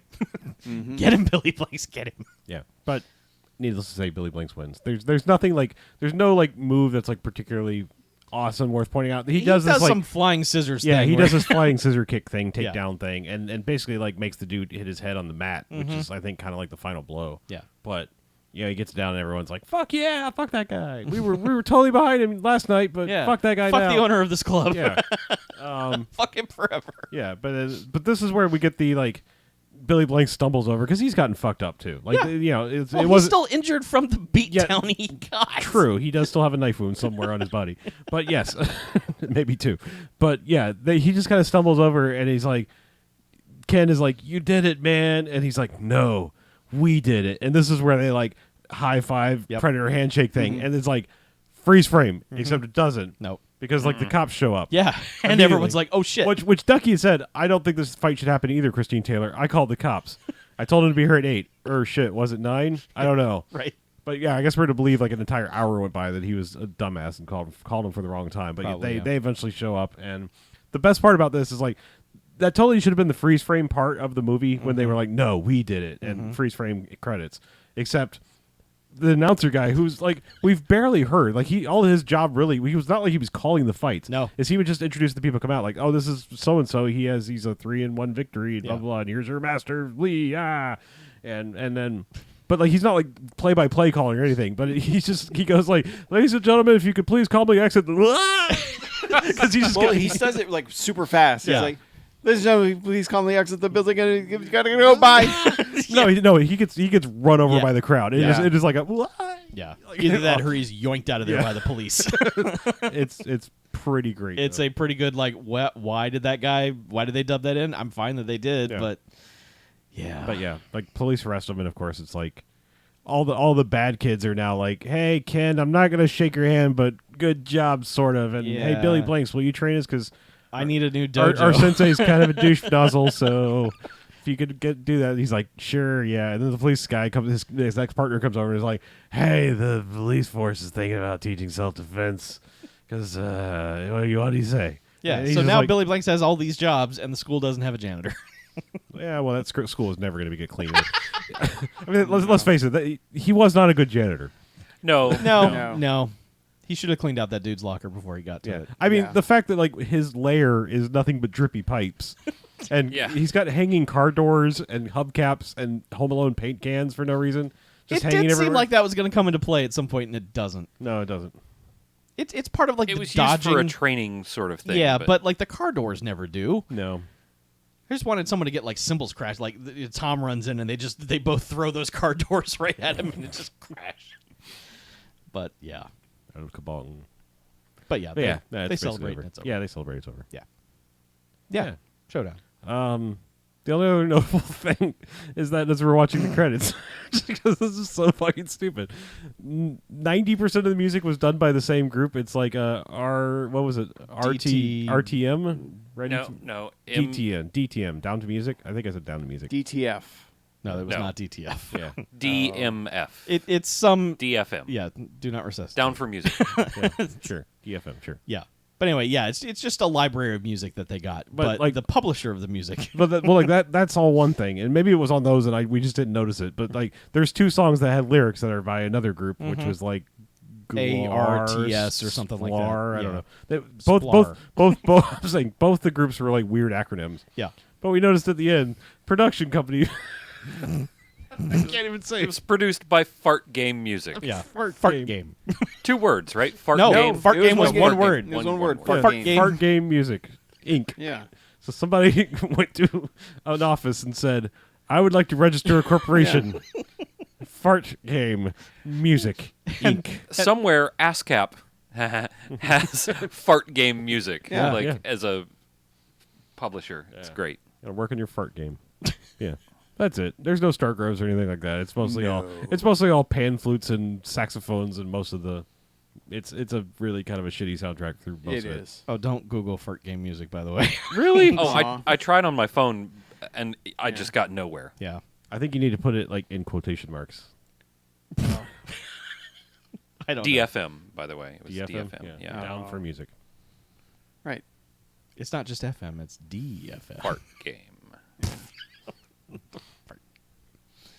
Yeah, movie's over. And now we rate it. Yep. Man, nobody wants to go, huh? I'll go. All right. I think Robert Radler's streak continues because this is a fucking 5 Jocks movie for me. This is fucking great. And Patrick Kilpatrick is a huge part of that for me. Like, I was almost rooting for him because he was so intense. I was like, give this man a fucking Oscar. This is wonderful. It reminded me a lot of King of the Kickboxers in that, like, there's this fucking commitment to just being the, like, even if the character is a complete shitbag, like, this full commitment to being that shitbag so utterly that I can appreciate. And I appreciate fights where people just get their asses beat down. And it looks like they got their asses beat down. And this movie's got a ton of that. There's a lot of ball kicking in this movie. Yeah. Oh, yes. Balls get fucking wrecked. Like, it's second to Omega Cop, obviously, but Yeah. there's a lot of ball Yeah. kicking. Yeah, the sterilization factor's pretty high in this one. A lot of people were shooting Billy Blanks after this. There it is. But yes, I gotta say 5 Jocks. I fucking love this. All right. All right. I want to say 5 Jocks. I can't. I'm going to give it 4. And my only reason for that is there's a strange layer of awkwardness around this movie that I can't quite put my finger on, that the 2 best of the best movies seem to avoid. It's really hard to, this is an immensely entertaining movie, but there's just something about it that is just like, maybe it's just how hard they're leaning into the Karate Kid ripoff that they're doing. Maybe that's it. But for me, it's just something about it just didn't. It's not a home run. It's a triple. It's runners on third. That's ground rule double. Well, no, that would be the triple's better. Oh, you're right. Yeah. So you're right. So wait, so you're saying it goes single, then triple? Nope. Single then double. Right. Double, triple? I can't believe this is happening. Third base. I don't fucking know. with you. I don't know. I know. Yeah. So 4 Jocks. Okay. It's really strong and a lot of fun. I just don't think I can go 5 on it. That's fair. I can't go there either. I've actually been wavering between a 3 and a 4, and then that's not to say I didn't like this movie because obviously that's still a high rating. I think what I know this is gonna like appeal to one listener in particular. I think that the soundtrack of this movie lets it down hard. because this fucking Zamfir bullshit that's running throughout most of this Yeah. does not it's get, weird pan does- flute and does- saxophone. does not get you pumped for the shit that's happening. No, it like doesn't. all you just needed was like, okay, yeah, smoky sax from time to time, but just you need guy that's just like single dude with guitar. That's all he needs, like Yeah. the Lethal Weapon riffs and shit. Honestly, like there's not a lot about this movie that, except for Patrick Fitzmichael, Michael Fitzpatrick, Patrick Fitzmichael. Patrick Fitzpatrick, Yeah. that guy, right? Uh-huh. That was his name. Sure. Okay, he's Patrick Kilpatrick. Kilpatrick. That's right. Yes.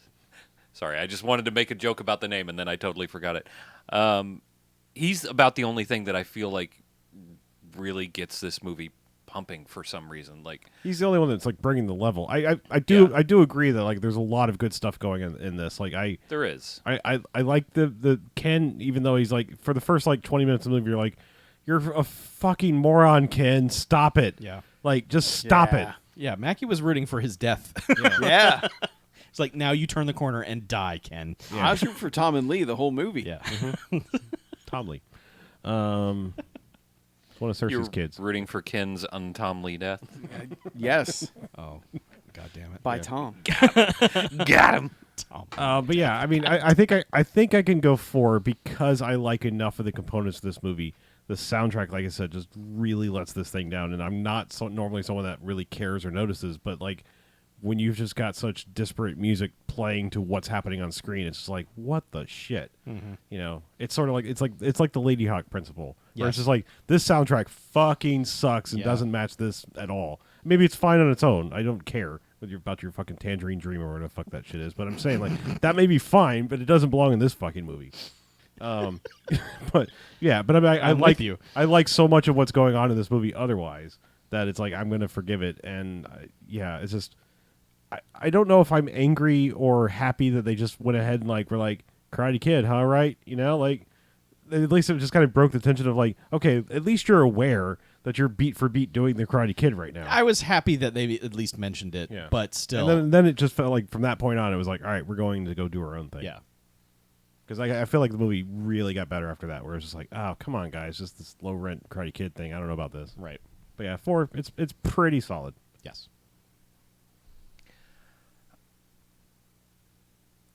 Well, I hate to be a downer, but it's only relative downer because I didn't really get into this like you guys did. Like you guys were having a lot of fun, and I was just sitting there over in my corner of the theater, like this is all right. Like, See, we shouldn't have switched seats. shouldn't have switched seats. Yeah, we Ruined gotta put you in everything. the middle. Um, All the jokes come at you. Right. I still like I could hear your jokes. I just you just You didn't shouldn't like care. 'em. Yeah. I'm way over here now. I don't have to. Yeah. I don't have Yeah. to enjoy you. I'm on the end. I don't feel like I have to pity laugh to make you guys feel better about yourselves. But like Likewise, sir. yeah, well, Oh shit. I don't give a shit. I'm on the end now. Single tear. Nothing. I'm on the end now. Nothing matters. Billy Blanks, poor Billy Blanks, looks like he's on crack the whole movie. I think that's Billy Blanks. Yeah, I mean he does kind of look like that most of the time, but Billy Blanks there's- always looks like his muscles are threatening to rip out of his skin at any given point in time. Like his entire body just like Yeah. looks like. I don't think your skin's growing proportionate to the rest of what you're doing. it's real. He's got a real weird look, and even when he's supposed to be like a put together cop, he looks like he's about to cry, and also about to like Well, he ask you for money on the street. He had just been asked to carry a gun, so he For was the first he was time. very upset. Yeah. But he's also he's just bland as can be. Billy Bland. Yeah, Billy. More like Billy Bland, am I right?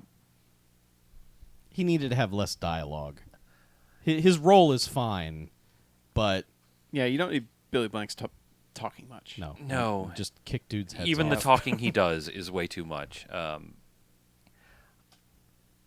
The whole, I almost said Christine, whatever her name was, Julie. Taylor. What? Sure, we never once called her that. It was Christine Taylor's Yeah. character. Yeah. Julie. That Her whole name's character. Hey, dude. Yeah.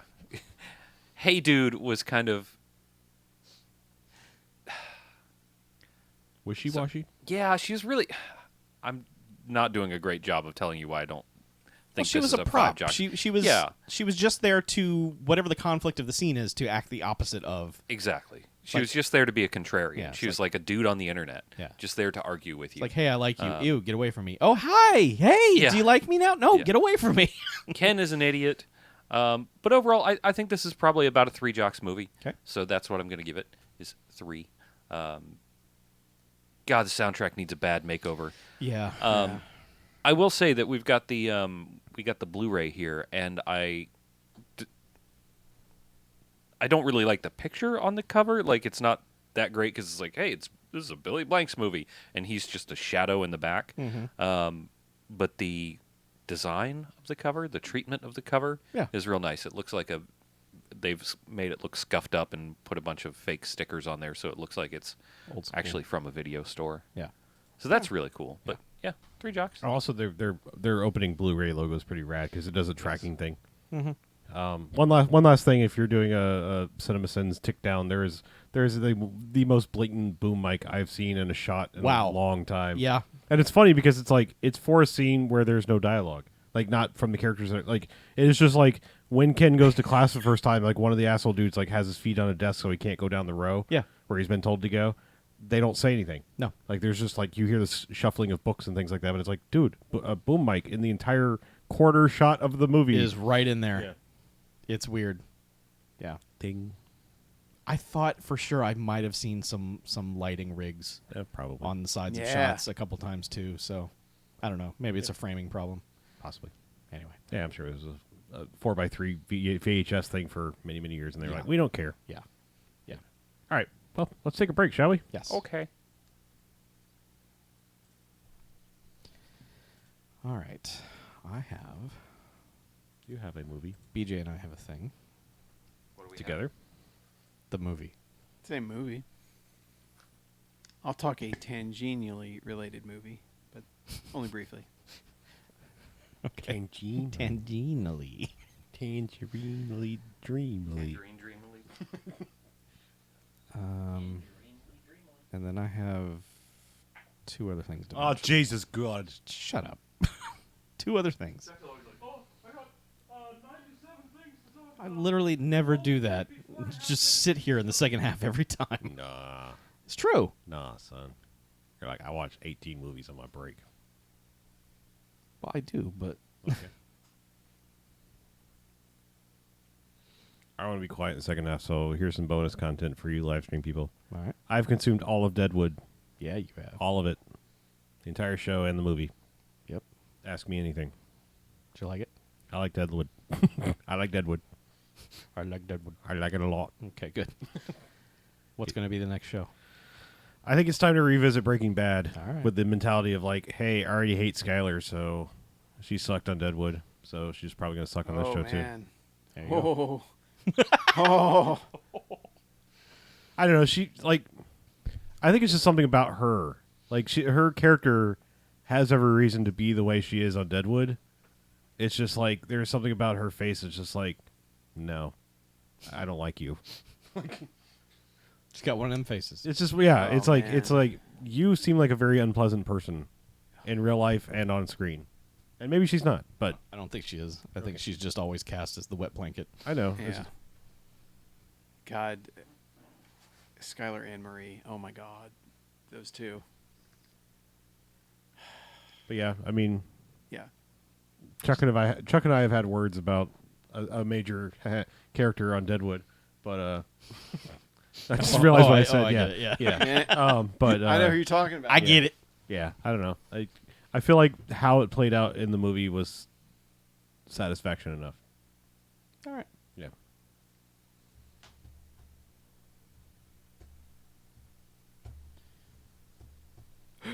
I didn't expect to get any kind of resolution to that. It was only about a week before the movie came out that I saw him in the trailer and was like, "Oh wait, what? Yeah. We're readdressing that?" And the movie kind of felt like it kind of felt like a reworking of the last part of the third season. A little bit. Just like, let's reset those events and kind of do it again to get your bloodlust going. Yeah, a little bit. Like, I mean, I don't know how I feel about when you do like flashbacky stuff like they did a lot in that movie, but I think given the age of when the show was for most people, like it's weird for me because I was like, I just saw that. Right. But, you know. It was helpful. It was weird when the movie started that there wasn't a like previously on Deadwood, and I was like, oh really, we're just doing this? But then as the movie went, they would just flash back relevantly as the story progressed, and I was like, this is fair. So, Yep. seemed all right. All right, Deadwood. Mm-hmm. Yeah. Fart game. Fart game. I still don't think I liked, other than the catchphrase Al had towards the end of the show, especially towards Trixie. Right. Like he kept bringing that one back, and I was like, I'm not going to repeat that one, but it's really good. But just because like every awful thing he ever said was like there was that like secret love behind it. That's what's kind of great about I'll Swear Engine. Yeah. But my favorite is still, it's so early on in the show, but Jane Cannery walking across the street and the doctor like, be brief, and she's like, be fucked. Like, that's just so goddamn good. Yep. Because it's so sudden and violent. Yeah. It's just like, It's just like, that doesn't even mean anything, but all right. I get it. Yeah. You're right. Yeah. Yeah, just that is so good. It is. And yeah, like when Brad Dourif showed up on the movie, and I was just like, wait, like you were literally dying in season 3. Like you had tuberculosis or something. What Yeah. and now you're just fine. Yeah, there were several characters who were like, I thought you died. Yeah. Like, you probably should have died. Yeah. Yeah, they're fine. Yeah, they didn't address Powers Booth like at all in the movie. I think they like mentioned him. They mentioned once. that he Once. died and left the bar to her, Yeah. and she kind of ran it to the ground. So, Yeah. Good stuff. yeah. I will say that I learned midway through watching it. This is, I don't care because we're not getting paid by either person. I was watching it through Amazon Prime because it's one of those older HBO shows that the whole thing's on there. Oh, okay. But I switched over to HBO Now when we got it.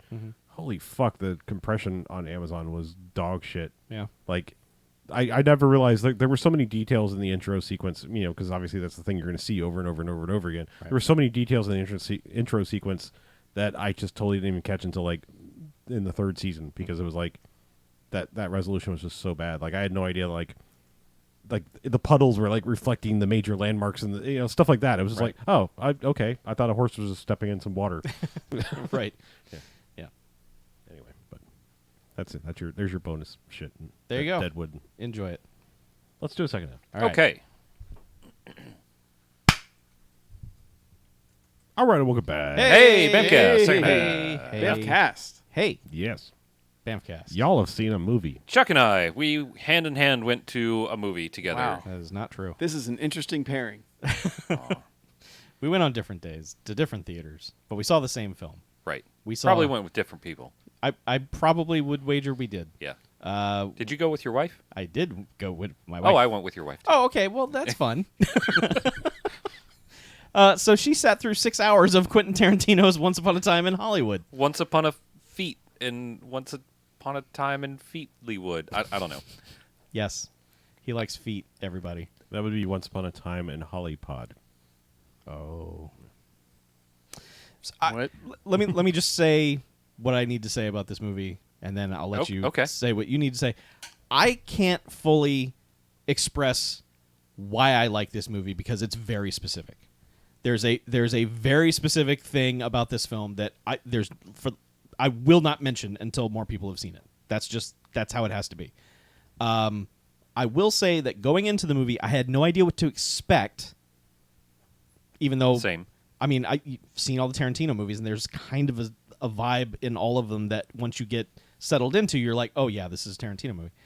This is different than all of those. And I think the thing that BJ and I kind of settled on was that, so this movie's 2 hours and 40 minutes. Mm-hmm. It is 2 hours and 20 minutes of establishing characters, locale, and time frame. Yeah. And then 20 minutes of one act of a movie. Yeah. Okay. It's You could almost say 20 minutes of the third act of some other movie. Yeah. It's like another movie has been spliced in just with familiar faces in it. It's different than anything else in the entire movie. Yeah. The first 2 hours and 20 minutes is very much, and I made this analogy to BJ when we were talking about it, it's like Van Nuys Boulevard. It is just Van Nuys. It is just slice of life. Here's what's going on in these people's lives. Here's what they're up to. Here's what they're going through in their day. But it's like it's not plot heavy at all. There is practically no plot in the first 2 hours and 20 minutes. It's there are just establishing things. threads of plot. There are threads of subplot. Sure. But the main plot, have no fucking idea where they were going for the first 2 hours and 20 minutes of it. It's just slice of life. It's here's what these people are doing today. As a movie, I would say this is not good. That's where I've landed. Okay. I don't think that it's a good movie. Okay. As a character study for Brad Pitt and Leonardo DiCaprio, I think it's great. I love their character work, but it meanders for 2 hours and 20 minutes, takes a hard left turn into a subplot, and then the movie ends. Yeah, it's strange. It's really unlike anything he's done. Yeah. It's the nicest movie he's done. Yeah. In terms of just like, I could see that with the Manson family stuff and all that. yeah. Well, in relativity to a lot of things that he's done on film. Sure. Well, the majority of his characters in films are kind of pieces of shit. Yeah, but he puts you in like he's telling the story from their viewpoint, so you're like, I'm cool with them. Yes, and that is also the situation here. These characters are not. I mean, there are some they're characters not who great, are but pure and innocent, but like the main two characters are, and we are given layer upon layer of, oh, these people suck, but also it's 1969 and everyone sucked. So they're not like bad as some Tarantino characters go. No. And their friendship is what's driving the whole movie. Like the two of them being friends is the film. It's just, what are these two dudes up to? Yeah. So, I came away from it liking it.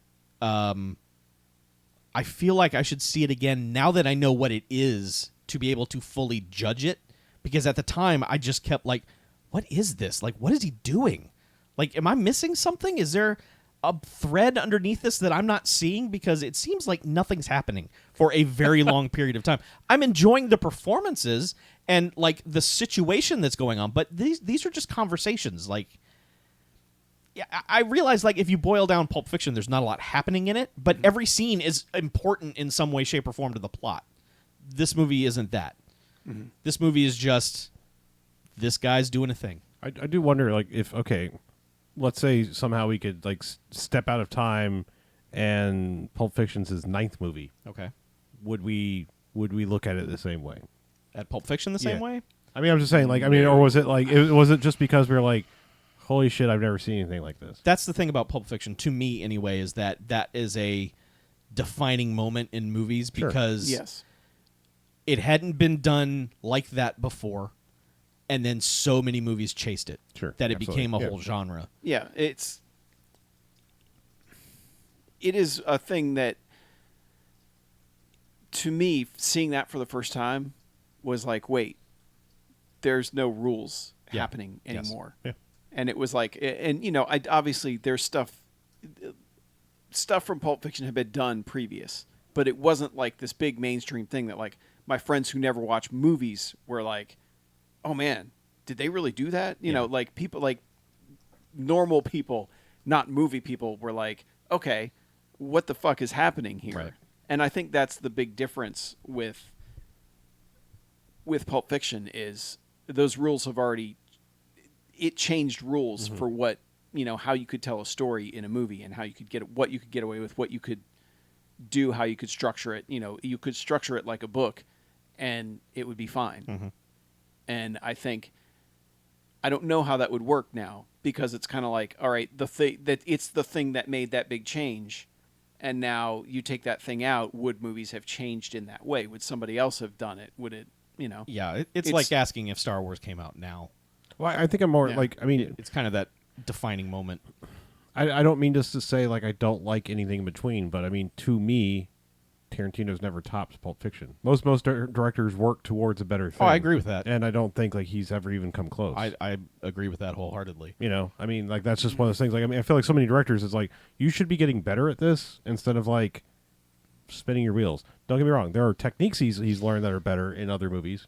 I think though that while you might call it spinning your wheels, it's spinning your wheels while making some pretty close to as good as Pulp Fiction movies. Sure, I suppose yes. I mean, I didn't want to jump all over Once Upon a Time talk. Well, but let's just Tarantino it up. I watched Kill Bill Volume 1 Okay.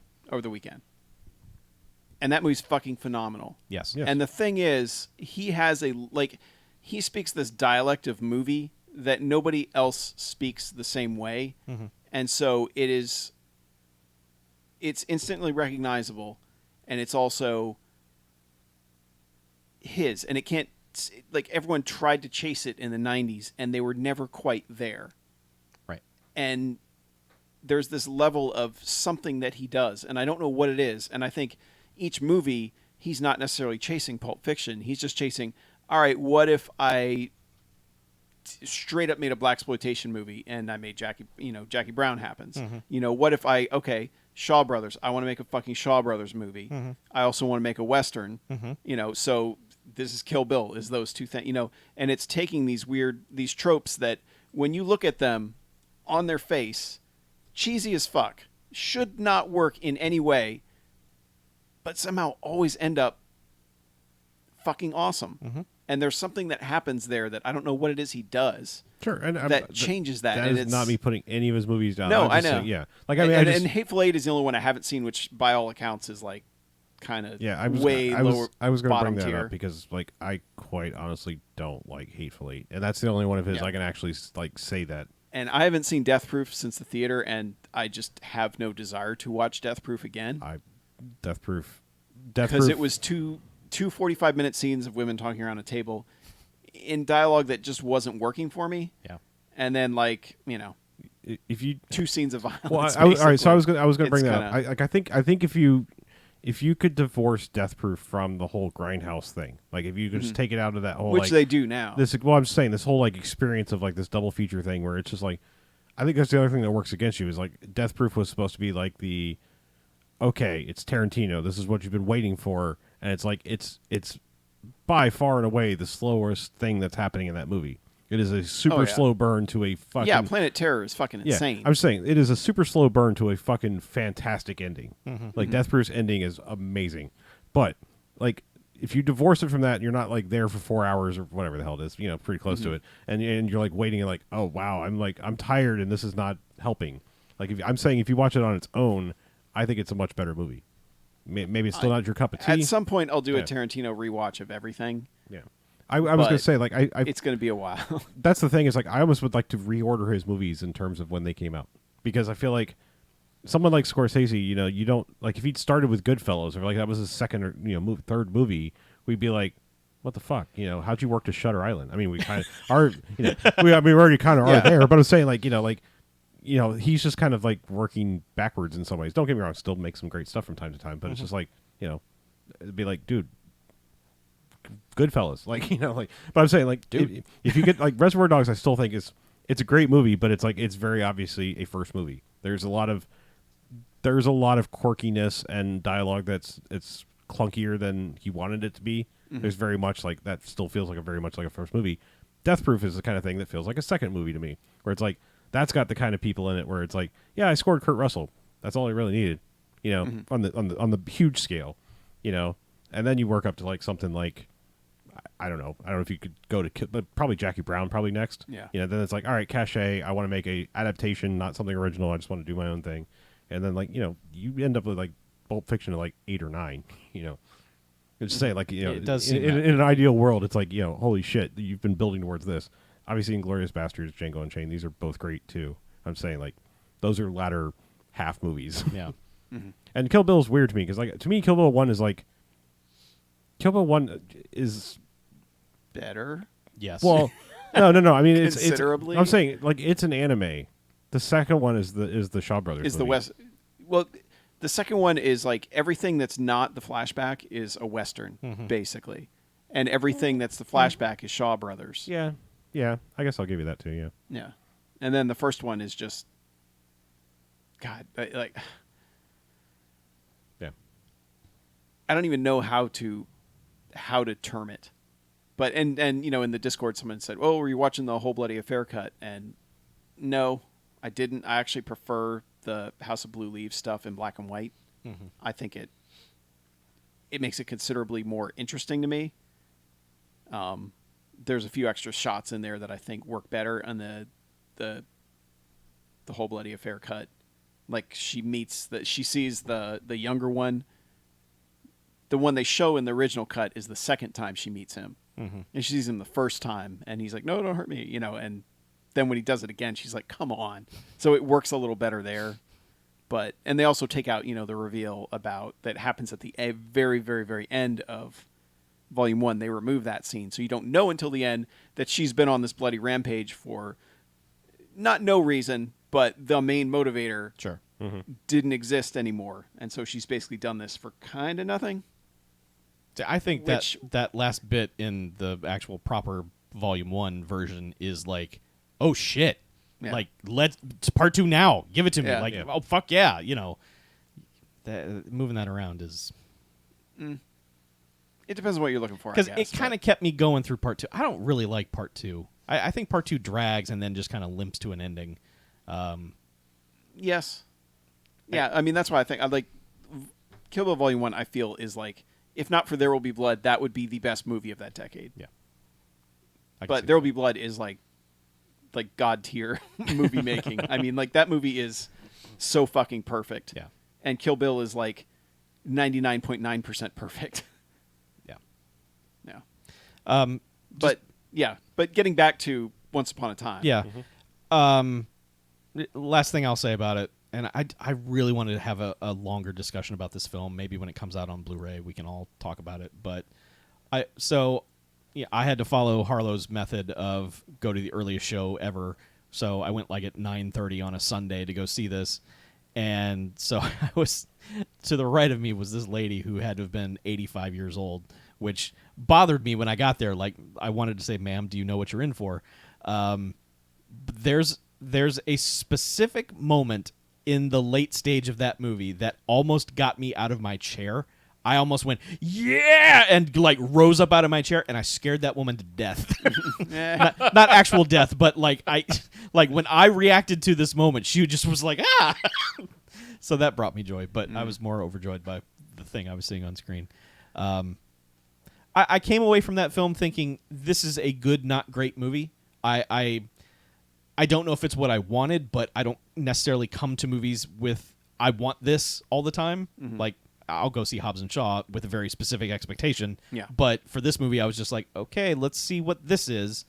Well, I don't feel like any of the promotional materials or the trailer or anything really prepared me for what this movie was. No, absolutely not. I like going in. I was like, I don't know what it's about. Yeah. It's 60s, I guess, L.A. with Brad Pitt and Leonardo DiCaprio and something about Sharon Tate. Okay, all right. Let's see what you got. Yeah. I mean, that's kind of my default for Tarantino is like something comes out and if I can go see it, it's like, all right, let's do it. Yeah. Show me. I'll be interested on a second viewing of this to see how I really feel about it. Yeah. The ending carries a lot of weight. So, But at the same time, that ending means nothing. no, I Like, know. that's In that movie of nothing happening forever. yeah. It's a very odd thing. So it's hard to judge it just based on that. I don't want to keep talking about it and Yeah. and eventually around peel it. back a layer I know. that reveals Yeah. too much. Even though it's like this isn't one of those like super spoilery. Not much about this movie. It is, but it isn't. I really want to have a longer discussion about yeah. this. So, how's the dialogue? It's Tarantino. It's fine. How's Yeah, the I mean, it's dialogue? good. It's good, but it's not Tarantino-y, if that makes sense. Although I think that's because people in '69 probably wouldn't have been talking Yeah. the way Tarantino talks, like the way he writes dialogue. So in that way, it's good in that he's not writing it as characters who are super hip to pop culture bullshit. because these characters work in the industry, they're very knowledgeable and they're dropping references to things at the time that they have worked on, and a lot of it is just vague bullshit that you've never heard of. But yeah, it's not. There were a couple of things that Brad Pitt says throughout the movie where I was like, I don't think anyone would have ever said that. But yeah, I mean, I honestly felt like through a lot of it that this could have been not a Tarantino movie. Like, this just feels like a very sharply directed character study.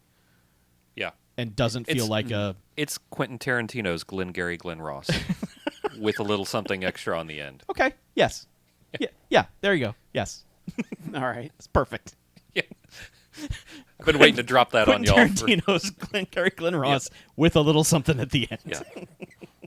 Is it the steak knives? Yes. No, it's you're fuck fired. you, you're fired. Okay. Yeah, I ended up walking out of the theater being like, huh. Yep. Huh. Weird. Huh. Yeah. But I will say, Friday evening, 6:30, sold out theater.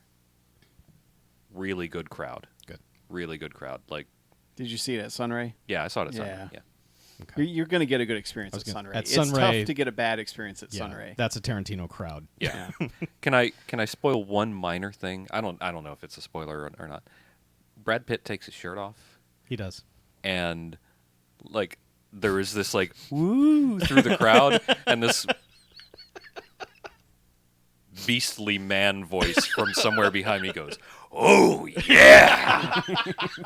Nice. I was like, "All right, I was thinking it. yeah." Yeah. Brad Pitt looks fucking great for Yeah. whatever age he is. Yeah. 50-something. Yeah, Nice job, guy. nice job, personal trainers Yes. of Brad Pitt. Yes. They have done good things. I have one little minor Tarantino nugget to drop. Sure. I decided to rewatch True Romance. It's Tarantino. It counts. It's I a Tarantino. I accept it. I know It's Mackie written. doesn't. It's written. I don't. Huh? I accept it as part of the Tarantino au revoir. Yeah. Like, here's the thing. I would be fascinated to see him direct that movie, and at the same time, absolutely not. Yeah. That's what's so amazing about that movie is like I'm 100% behind it as it is. I'm curious to see what his version directing it would be. I think it would be inferior. Like I feel like Tony Scott was a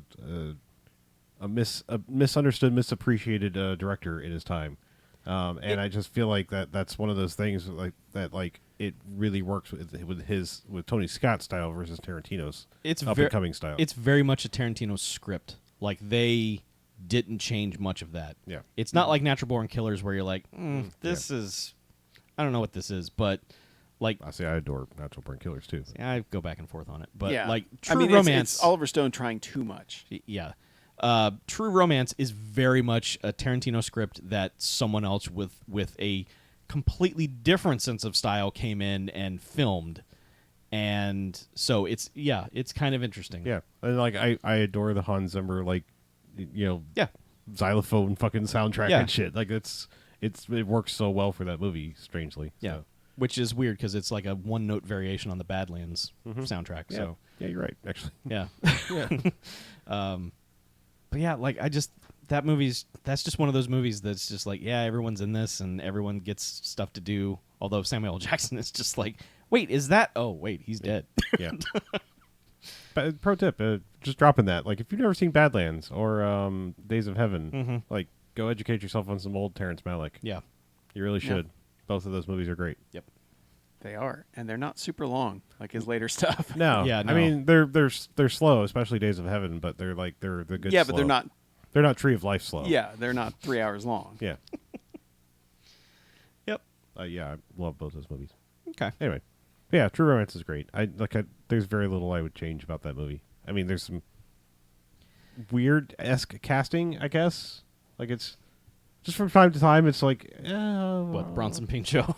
No, I'm actually perfectly. I I'm love 100. him in that. I'm 100% with that Okay. casting choice. I'm Okay, just good. saying, like, there's some oddball things. Like, I mean, like, you've got people in it. Like, I mean, Brad Pitt, not a star yet, and having that weird role, great. But it's like, Yeah, what if you switched him and Christian Slater? Somehow I feel like that might work better. You know, like that could have been his breakout role instead of like Thelma and Louise or some shit. You know, Yeah. like Never showing Val Kilmer's face is weird, especially because in the trailer it very much showed his face. Yeah, yeah. There's little things where it's like Christian Slater's fine. He's actually pretty good in this movie, but that was the I might- era of yeah, I Christian know. Slater. Yeah, I mean, that was just like, yeah.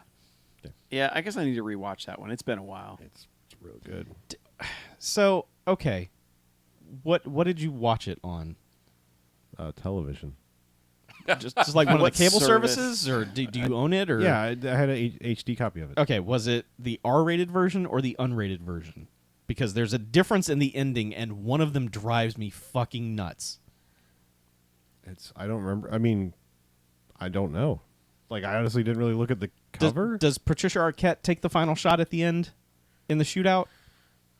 Or does one of the thugs get up and shoot like Chris Penn at the end? Fuck. There's so much shit that happens in that movie. I honestly don't remember that detail. Yeah, it's really weird. The theatrical cut has one of the goons get up and shoot Chris Penn at the end. In the unrated cut, which seems to be the cut that is permeated throughout time and is like the only one you can find now, she's the one who kills him at the end. She's just like, "How dare you?" and shoots him. So it's a very different tone at the end, and it's unsettling. So Yeah. Wow. It's such a weird thing that I can't remember that. It should be a very important thing. yeah, I don't know. okay, cool. Okay. Yeah, two quick things, and then I I'm don't done. have it. Do what? I thought I had True Romance You should get it. on. Yeah. I'll loan you my Blu-ray. Okay. Okay. Or I'll just buy it digitally somewhere. All right, that too. So anyway, two quick things. I saw Shazam. Oh yeah. That's that a- other Captain Marvel. Yeah, that's a movie. I mean, I really have no strong feelings for it one way or another. I didn't dislike it, but like when it was over, I was just like, yeah, that's a DC movie where two characters fight amongst skyscrapers at night at the end. Okay. All right. Thought it was a little better than that, but all right. It's better than Suicide Squad and a couple of other of those things, but I don't know. It just there were parts of it that I really liked and parts of it that kind of rubbed me the wrong way. I feel like a kid who is super knowledgeable about superhero stuff would be smarter than to put it all on fucking YouTube. That just seems the stupidest thing possible. He even makes a comment at one point, like, if you're too well known, that's what's going to pull out the supervillains to come at you. And it's just like, no, let's just advertise all your superpowers in individual YouTube videos. That just seemed to me to be like, you're supposed to be smarter than that, kid. What are you doing? Kids are also, no matter how smart they are, they're still stupid. They're equally stupid. Yeah. Yeah, I understand. It's like Schrodinger's kid. You don't know what you're going to get inside. They're both equally stupid and equally smart. Right. Until you open the box. Let Yes. them out. That makes sense. Yeah. Don't let him out. And then one quick footnote to a couple of weeks ago, and this was after the live stream, that it was a conversation that ended up on the Bonus BS episode. I went and watched Thunderbirds because I was incredulous that right. a Thunderbirds movie existed. Where they go? That movie fucking sucks. That is straight trash. Oh, well, that's unfortunate. Oh my god, is it fucking terrible. Like, embarrassingly terrible. That's interesting. Is it? Well, I mean, like we had a whole discussion about Ben Kingsley, and that's the one you were like, "That's the one I'm going to go watch." No, because I'd never heard of it. I didn't know there was a Bill Paxton, Ben Kingsley Thunderbirds movie directed by Commander Riker, and I was just like, "What the fuck?" And so I had to find it, and Sure, yeah. so I watched it, and it is just awful. Okay. It's one of those movies that's for Is it still 7-year-olds. puppets? No. It's just Aw. it's dudes. It's Bill Pullman and Bill Paxton and his family of frat boys are the Thunderbirds, and it's like, fuck all these people. They're terrible. But it's a movie that is written for no one over the age of 7. Like, you know how some kids movies have like, well, there's adult humor that like the Lego movies have like jokes in them that Oh, you mean Spy Kids? Spy Kids is fine. Do not equate Spy Kids to Thunderbirds. I'm saying everything that's in Spy Kids is for audiences under 7. Okay. No. How about Shark Boy and Lava Girl? Well, we didn't watch Or that. Speed Oh. Racer. I haven't seen that either. Oh, you weren't here for that episode. I That wasn't. was pre-Chuck. It was, yeah. Barely. You missed it by I think 2 episodes. I might have Be been. my That guess. might have been when I was sick. No, I think it was right before we brought you in. Okay. All right. It was before the 80s project then, when you were doing like Yes. 1980, 1981, 82, 83. Yeah. I forgot about that. Mm-hmm. Yeah. Man, that was one of our early. Remember when we Project. did 1990 year? I do. What? That was a good year. Yeah, we did that. There was a whole year. Nothing Yeah, but somebody 1990 hated movies. Who hated it? We I did don't a know. whole somebody, year. somebody took a star off our iTunes review and said, "Yeah, I really like their show, but they did a whole year of 1990 movies." Yeah. Uh-huh. We Yeah. worked a theme month within the theme year. We did, and 4 of them. We made Yeah. 4 April jokes within 1990 year. did. Fuck you, minus star person. Yeah, for real. Yeah. There's only Come on. 52. Come on. It's crazy. Boy, you guys had quite a run here with Speed Racer, Gun, Dracula 3000, and Totally Blonde. You don't get to. I You should do watch- not excuse me. besmirch Dracula 3000. Or Gun still has one of my favorite lines in the movie ever. When he is walks in with that 500 Magnum shell, the guy's fucking with the lady at the bar, and he just drops it in his drink. He goes, "Next one ain't coming out my hand." I will remember that till the day I die. 'Cause that is a great fucking line. I'm not putting the Yeah. movies down. I'm Always just, need to carry 50 around. Cent does not deserve a line that goddamn good. nah. You're not wrong. Yeah. So anyway, that's all I got. Okay. Thunderbirds is crap, and Shazam is okay. While we're doing quick little editorial things on previous things we've talked about, Yeah. I just wanted to say one last thing. So I'm not even going to get into why, but I am looking at a whole lot of Marvel comics from the 1990s to 2000s and beyond. I just talked about. You poor soul. I know, right? So they get real bad, and the 90s were terrible in Marvel comics. But anyway, the last episode I talked about that Comic Con thing, right? I think that was last episode. Oh, maybe that 2 ago. documentary? Yeah, Yeah. the documentary about Yes. Comic Con thing. Yes. Okay. So there were 2 artists that go there and are like, "I'm going to be a comic book artist. I was born to do this." And the one guy that is super into it, like there's one guy who's just like, "I'm in the military and well, whatever. I'm still in the military if I don't become a comic artist." And they're like, "You're hired." And it's like he's got nothing to fucking lose. This other guy's like lived his whole fucking life like, "I'm going to be a comic artist. That's all I do is draw." Yeah. And that motherfucker tells him, "You need to learn to draw without looking at a reference picture." Mm-hmm. Fuck that guy. Fuck that guy 1,000 times over, because every goddamn Marvel thing from 1995 on is either a redo of an existing famous Marvel cover or a redo of a fucking movie poster. Yeah. And the other ones that aren't that, it's like, "Oh, that's you just drew Barry Bostwick." Like you just look and you're like, "Oh, you just Cable now looks like Barry Bostwick," or "Oh, look, there's She-Hulk. She looks like Demi Moore from that Vanity Fair cover." And it's just like, fuck that guy. Fuck that guy, because the biggest goddamn thing in comics was doing nothing but reference pictures and just like, "Oh, I'll put this guy in Yeah. his famous And then picture." there's people like Greg Land who literally trace famous photos. Mm-hmm. Yeah. And that's their art style. Yeah. There was one series Yeah. like in the mid 2000s, I think, called The Loners, I think. It was like a 6-issue like limited run. Every single one is a John Hughes poster with their characters in it.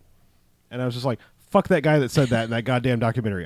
It made me whatever, like retroactively angry. Like as I was going through these things, and I was like, fuck that guy so much. Like that's all these people who are literally in the industry did for 20 goddamn years. Yeah. Yeah, don't tell that guy not to do what the industry is and doing. I mean, he was like, I got some friends and took a picture of them in the living room doing a pose, and then I drew it. And it's like, yeah, that's okay. Yeah, sure. And the guy's like, "You need to learn to do that without the reference picture. Goodbye." A picture in your head. Yeah. Like, what's the That's like- difference? It's like it's better than like Google image searching, like, "Oh, do the Matrix poster, but put Blade in it." Like, Yeah. so much art is made from reference pictures. Sure. Because you can't remember what the thing looked like all the time. Not all of us are, I mean, when you sketch a nude lady, you're looking at a nude lady. Right. Yeah. You're not just remembering nude ladies you've seen in the past. well, Maybe you. Well, No, I'm saying if I'm sketching a nude lady and there's a nude lady there, I'm looking at the nude lady. Not, I ain't sketching, if you know what I'm saying. yeah, no, sketching maybe. You're gonna hang on I a don't think you tailpipe understand and how- go on rollerblades. Yeah, dead ass. And Okay. what's art? I don't know. Anyway, contact information, right? Yeah, totally. Oh, we're doing Actually, that already? we would have some Oh, do we people got contacting we got us. mails? No. Oh, you're just looking at your phone like you were impatiently like, "I'm going to read this shit." No, he's texting. I'm sick of hearing Chuck talk about naked ladies. Oh. Well, join the club. naked ladies are sick of Chuck. I hear there's a club. I'll keep it in mind. You should get on board. I don't know. I think it's called the YouTube comments on water cooler. Oh, Oh. We talk about naked ladies on there a lot. I do sometimes because There there's are naked ladies in the movies, yes. And I'm like, hey, this naked lady is all right. All right. I get it. Like, if you like naked ladies, there are some in this movie. I suggest looking at these. So Yes. anyway, BJ, Anyway, if you want more of our bullshit, if you want to can send go- us nudes, yeah, hashtag send nudes. BMFcast.com. Check out the buttons on the right-hand side. I think all of them finally work again. Yes. Through mine and Chuck's diligence, we knocked our heads together until we figured out what a link was, and you can click on them now and go to the Discord and go to Twitter and all that shit. If you want to get in contact with us directly, bmf@bmfcast.com is the email address, or 910-556-9263 is the Garfield phone hotline. We seem to be low on Garfield activity lately, so I charge you, faithful listener, to call in and tell us about something BMFcast related, Yeah. or tell us some train stories. Yes. Either one is acceptable. I wanted to hear more people pooping on trains. Or just Not about like trains on in them, general. but you know. like, Yeah, fuck you, Amtrak. Do not crap on a train. But if you happen to be riding a train and taking a crap in the designated facility, if there's anything interesting about that, you can tell us. By the way, in that scenario, the guy was on top of the Amtrak train. Not, Oh, yeah. not Oh, yeah. shitting yeah, in the no, passenger no, no. Yeah, that compartment. was- yeah, that like was- just on, Just yeah. making sure we're all on the same page here. Yeah. Yeah, absolutely. That guy was taking a crap, Yeah. like going through a tunnel. or Oh yeah, something, he like- ducked down, like squatted just in time to avoid getting hit by the tunnel. And by doing so, he pooped on a train. Right. Oops, I pooped. Yeah. Oops, I pooped on a train. Oops, all poops. Anyway, what the fuck is happening right now? a lot. A whole lot. If you like content like the previous 90 seconds, then you can find more of content like that at patreon.com/BMFcast, where if you give us a little bit of money a month, you can get some bonus BS content, which is very similar to those shenanigans aforementioned, and also lots of other content like Doctor Who U and whatever other. There's fucking BMFcast shows. Extra where it's BMFcast just Extra, where it's Chuck just- and I unchecked. There was Yeah. no Mackie going, "What the fuck?" Yeah, no filter. Yeah. It's just us sending nudes back and forth. Dingus Unchained. Forever. Yes. Yes. That is, boy, that's a good name for a podcast right there. I already copyrighted it. Oh, It's a damn. gentleman's copyright. But I think that's... mailed it to yourself. Yeah, I did. I did. I think that's it. That's all of our contact stuff. Yep. All right. Cool. Let's get out of here, shall we? Okay. I am Harlow. I'm Mackie. I'm BJ. I'm Chuck. And this is BMFcast Out. We'll see you next time. Yo, bitch! Send nudes. No. Hashtag. So, True Romance is listed as a Sony picture, but it's not So on Warner Movies Brothers Anywhere. movie. Well, it's Sony is the copyright on Voodoo, What? but it doesn't show up on Movies Anywhere. What? Yeah, and it is only the unrated that I can find there. Wasn't it a Morgan Creek movie or Yeah. some shit that probably got bought out by somebody? I'm trying to remember. I think that that logo came up, and I don't remember. Yeah, who. but Morgan Creek and Warner Brothers are there together. I mean, like, all those movies are with Warner. They shouldn't be with Sony, unless they did the Paramount thing and sold off half their back catalog. And for some reason, my icon of the Wolverine in Apple has turned into Deadpool. Posing Wait, in the movie poster itself. oh, they took the art from the rebrandings. Yeah, they did that when Deadpool 2 came out. Yeah. He They But- changed like 20 art DVD covers different to Fox movies. Yeah, Oh, really? yeah, So I have to Apple hit- Apple just fucked up. And, yeah. Yes, they haven't fixed it yet. Right. Yeah, it was just supposed to be a joke for like a limited time thing. Wow. Fix it. I don't like it. Fix it. The exit. The exit. What was I watching? I was... We already did the second half. I know. This is not important. This is just TV bullshit. Well, it's you're talking, so. Fair. Or I'm done. Stop. I'm done. Okay. That's fair. I'm I done. mean, that's... Okay, the They Live poster's pretty good. It's pretty good. Yeah, let me see.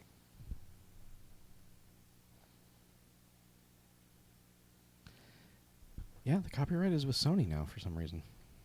What were you watching on television? Oh, sorry. I was watching Drunk History. Many people told me that I would like that show, and it is true. I do like that It's show. pretty damn good. It is Pretty good. But the Fiends guy, whatever his name is, he is in an episode, at least one episode. It's like I have no idea what his actual name is. no, Just Stevie. Stevie. Yeah, it's like, oh my god, it's Fiends guy. It's been like 6 or 7 years since I watched Eastbound and Down. I've forgotten everything, but like Fiends. Oh, we can have so many fucking Fiexes. So many fucking Fiends. Nah, you clean up your own fucking Fiexes. Yeah. Well, okay, so this is weird. There's a 2017 Blu-ray of True Romance that's Warner. There's a 2018 Blu-ray of True Romance that says Sony.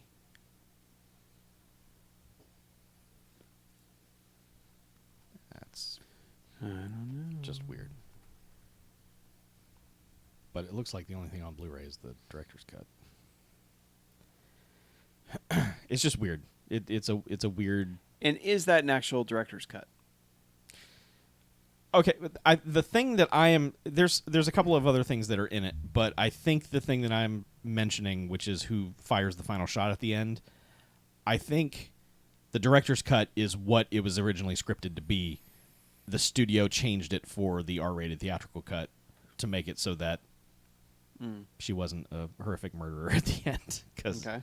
it kind of takes the wind out of the sails of her character a little bit. But So I'm curious, like, what's everybody's stance? Because this is going a little bit back to the Fuck Tarantino it. thing. What's everybody's stance in the world of like alternate cuts of things? I ask because I've been down on Hateful Eight. I don't like being down on Tarantino things because I like more than I dislike. And I thought about watching that crazy episodic Netflix thing, but I'm like, do I really want to make a movie I thought was too long even longer? But if it's like, I don't know if it's like, is it more footage, or is it actually like recut timeline stuff? You know what I mean? it's got to be more footage. Yeah, I know obviously more footage, but I mean, like, I don't know. Like that's always a weird thing to me. Like when, obviously, like Blade Runner, it's like, yeah, director's cut or / final cut, whichever. They're very minor differences, but you know those are far superior to the theatrical version. And don't even think about watching the theatrical version of Brazil because it's a fucking abomination. Yes. You know, but Yeah. I mean, there are things like that where it's like, okay, there's obvious studio fuckery, and the director got some clout and said, hey, no. I mean, there's directors that lose their goddamn minds, like George Lucas, but it's like, I just don't know what, like, where you land on things like that, like, and I don't like that. Obviously, like, this seems to be the only way you can see True Romance is maybe a way you didn't enjoy anymore, but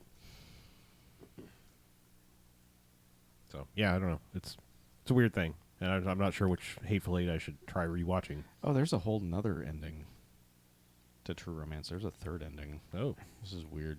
it's like Clue. You just depending on what time you go to the theater. Yeah, whichever theater you're in Oh at the man, time is so good. how you get to see that ending.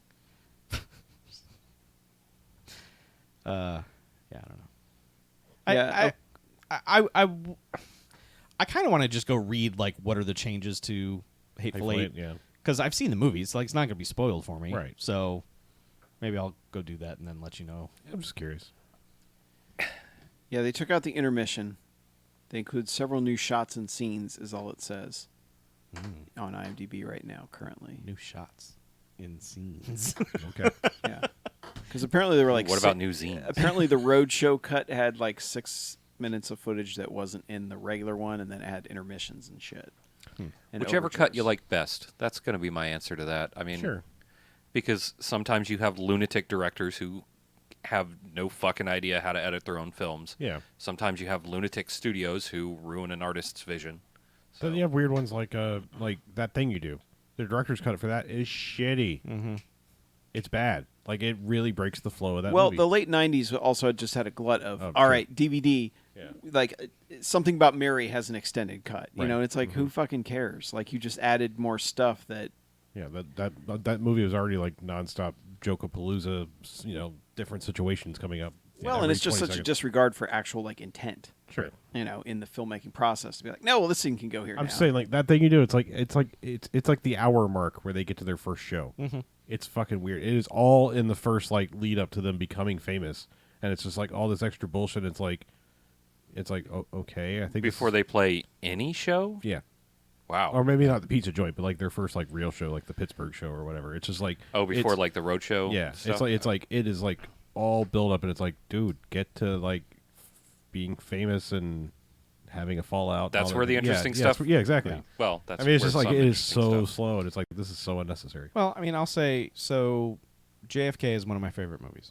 I really, really like that movie. The director's cut is fucking terrible.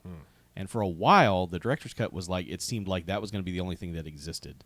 And that really made me upset because the director's cut is too long and they put too much bullshit in there. Nixon's the same way. The theatrical cut of Nixon is infinitely superior to whatever he thought he was going to do with the director's cut. Yeah. I mean, I'd say the same thing about Natural Born Killers. I mean, I know we just talked about not everybody likes that, but the other one is just like, this is just has shit you don't need. Yeah. Things that didn't work, and there's a reason why it was cut. Right. That's the worst, is that when you see like an extended thing or a director's cut or something, you're like, yeah, you should have left that out. I see why that was cut, and they were out. Whoever told you to cut it was absolutely right. Yeah. Speaking of Yeah, like that scene for a men game with everyone kneeling at the end. Yeah. Good idea to cut that shit. Yep. yeah, that didn't work like they wanted it to. Nope. I didn't know what. Since you just spoiled it, thank you, because I didn't know which one you were talking about. You were being so vague at the No. top of the show. It's the end of the show now. I did watch all. Who Well, I cares? watched all the deleted scenes, and I was like, I didn't know which one you were referring to. I know they talk about one where it's like Hulk rescuing kids in a burning building or something with like horrifically not finished CG, which they had some rocket ones where it was just like this like not moving rocket standing, just like not even its like legs moving, just like scrolling across the screen, but with Bradley Cooper's voice. So Why even put that shit in? I don't know. Like, you got $1 billion. Yeah, just finish Just the shit. fucking finish it. Yeah. But the one thing that I was getting to that is like the one thing on in-game that I was like, really, you didn't put this in the extra features is like everyone was talking about that Comic-Con, like Lewis explains the MCU. Yes. And I was like, why the fuck is that not in the in-game special features? They're going to put that on its own disc and sell it for $30. Probably. Is that a thing that exists? Yeah. I guess They've showed it. Luis, Okay. not Lewis. Yeah. Yeah. Michael Pena. Piña. Michael Piñata. Piñata. And I don't know why my brain is just all over the place, but I dropped Clue a second ago. Yep. That is probably got to be one of my favorite like single word line reads in the history of movies is when Tim Curry is going ape shit at the end. They're like, stop that. And he's just like, no. Just like he just stops for just a second. He goes, no, and then just keeps on going. It's so goddamn good. Everything in the movie is so good. yeah, I'm just Clue is saying- fucking genius. I'm just saying that Yes. that like reading one line, one Yep. word, and it's just being that goddamn funny. Yeah. I'm still amazed at the reaction of people when Clue came out. People were just like, ho-hum comedy. Meh. You know, it's just like, no, this is not your average thing. This is something special. This movie's great. Like, this and Top Secret should be, like, on the pedestal. They showed. I saw Clue, I think, for the first time in 7th or 8th grade or something like that. They showed it in school. I was like, I mean, it's not. I mean, a bunch of people get murdered. Yeah, that's about the worst thing. But I was like, that happens in schools now. Yeah, All right. I mean- on that note, hanging it up, getting the fuck out of here. My God. Do they just wheel the TV in on the cart? we had TVs like mounted to the wall. Ooh. Yeah. We did too. Ooh. It was all TV on carts in my school. Shit. Channel 1? Yeah. Yeah. Oh, whatever. Channel 1. I remember Channel wait, 1. you had like Maria Menounos or whatever? I don't remember. Menudos. Yeah. Maria Menudos. Menounos. were always in the I threw an extra D in there. Yeah, if And you know whatever what I'm saying. that lady was that's Menudos. actually a Yeah, I serious know. Yeah. menu. Maria Menudos. Maria Menudos. Yeah. She I- is all over the like Maria El Niños. All over the movie theater, yeah. all over the movie theater bullshit. check out Movie with Maria Menounos. Check out my Twitter at Maria Menounos. Get her early for more Maria Menounos. Menudos. The hands of fate. You're going to have to let me out, Chuck. I know. Let's get out of here. All right, I'm Mackie. I'm Slappy. I'm Harbco. Goodbye, everyone. Good night, everyone. Sorry I made a school joke.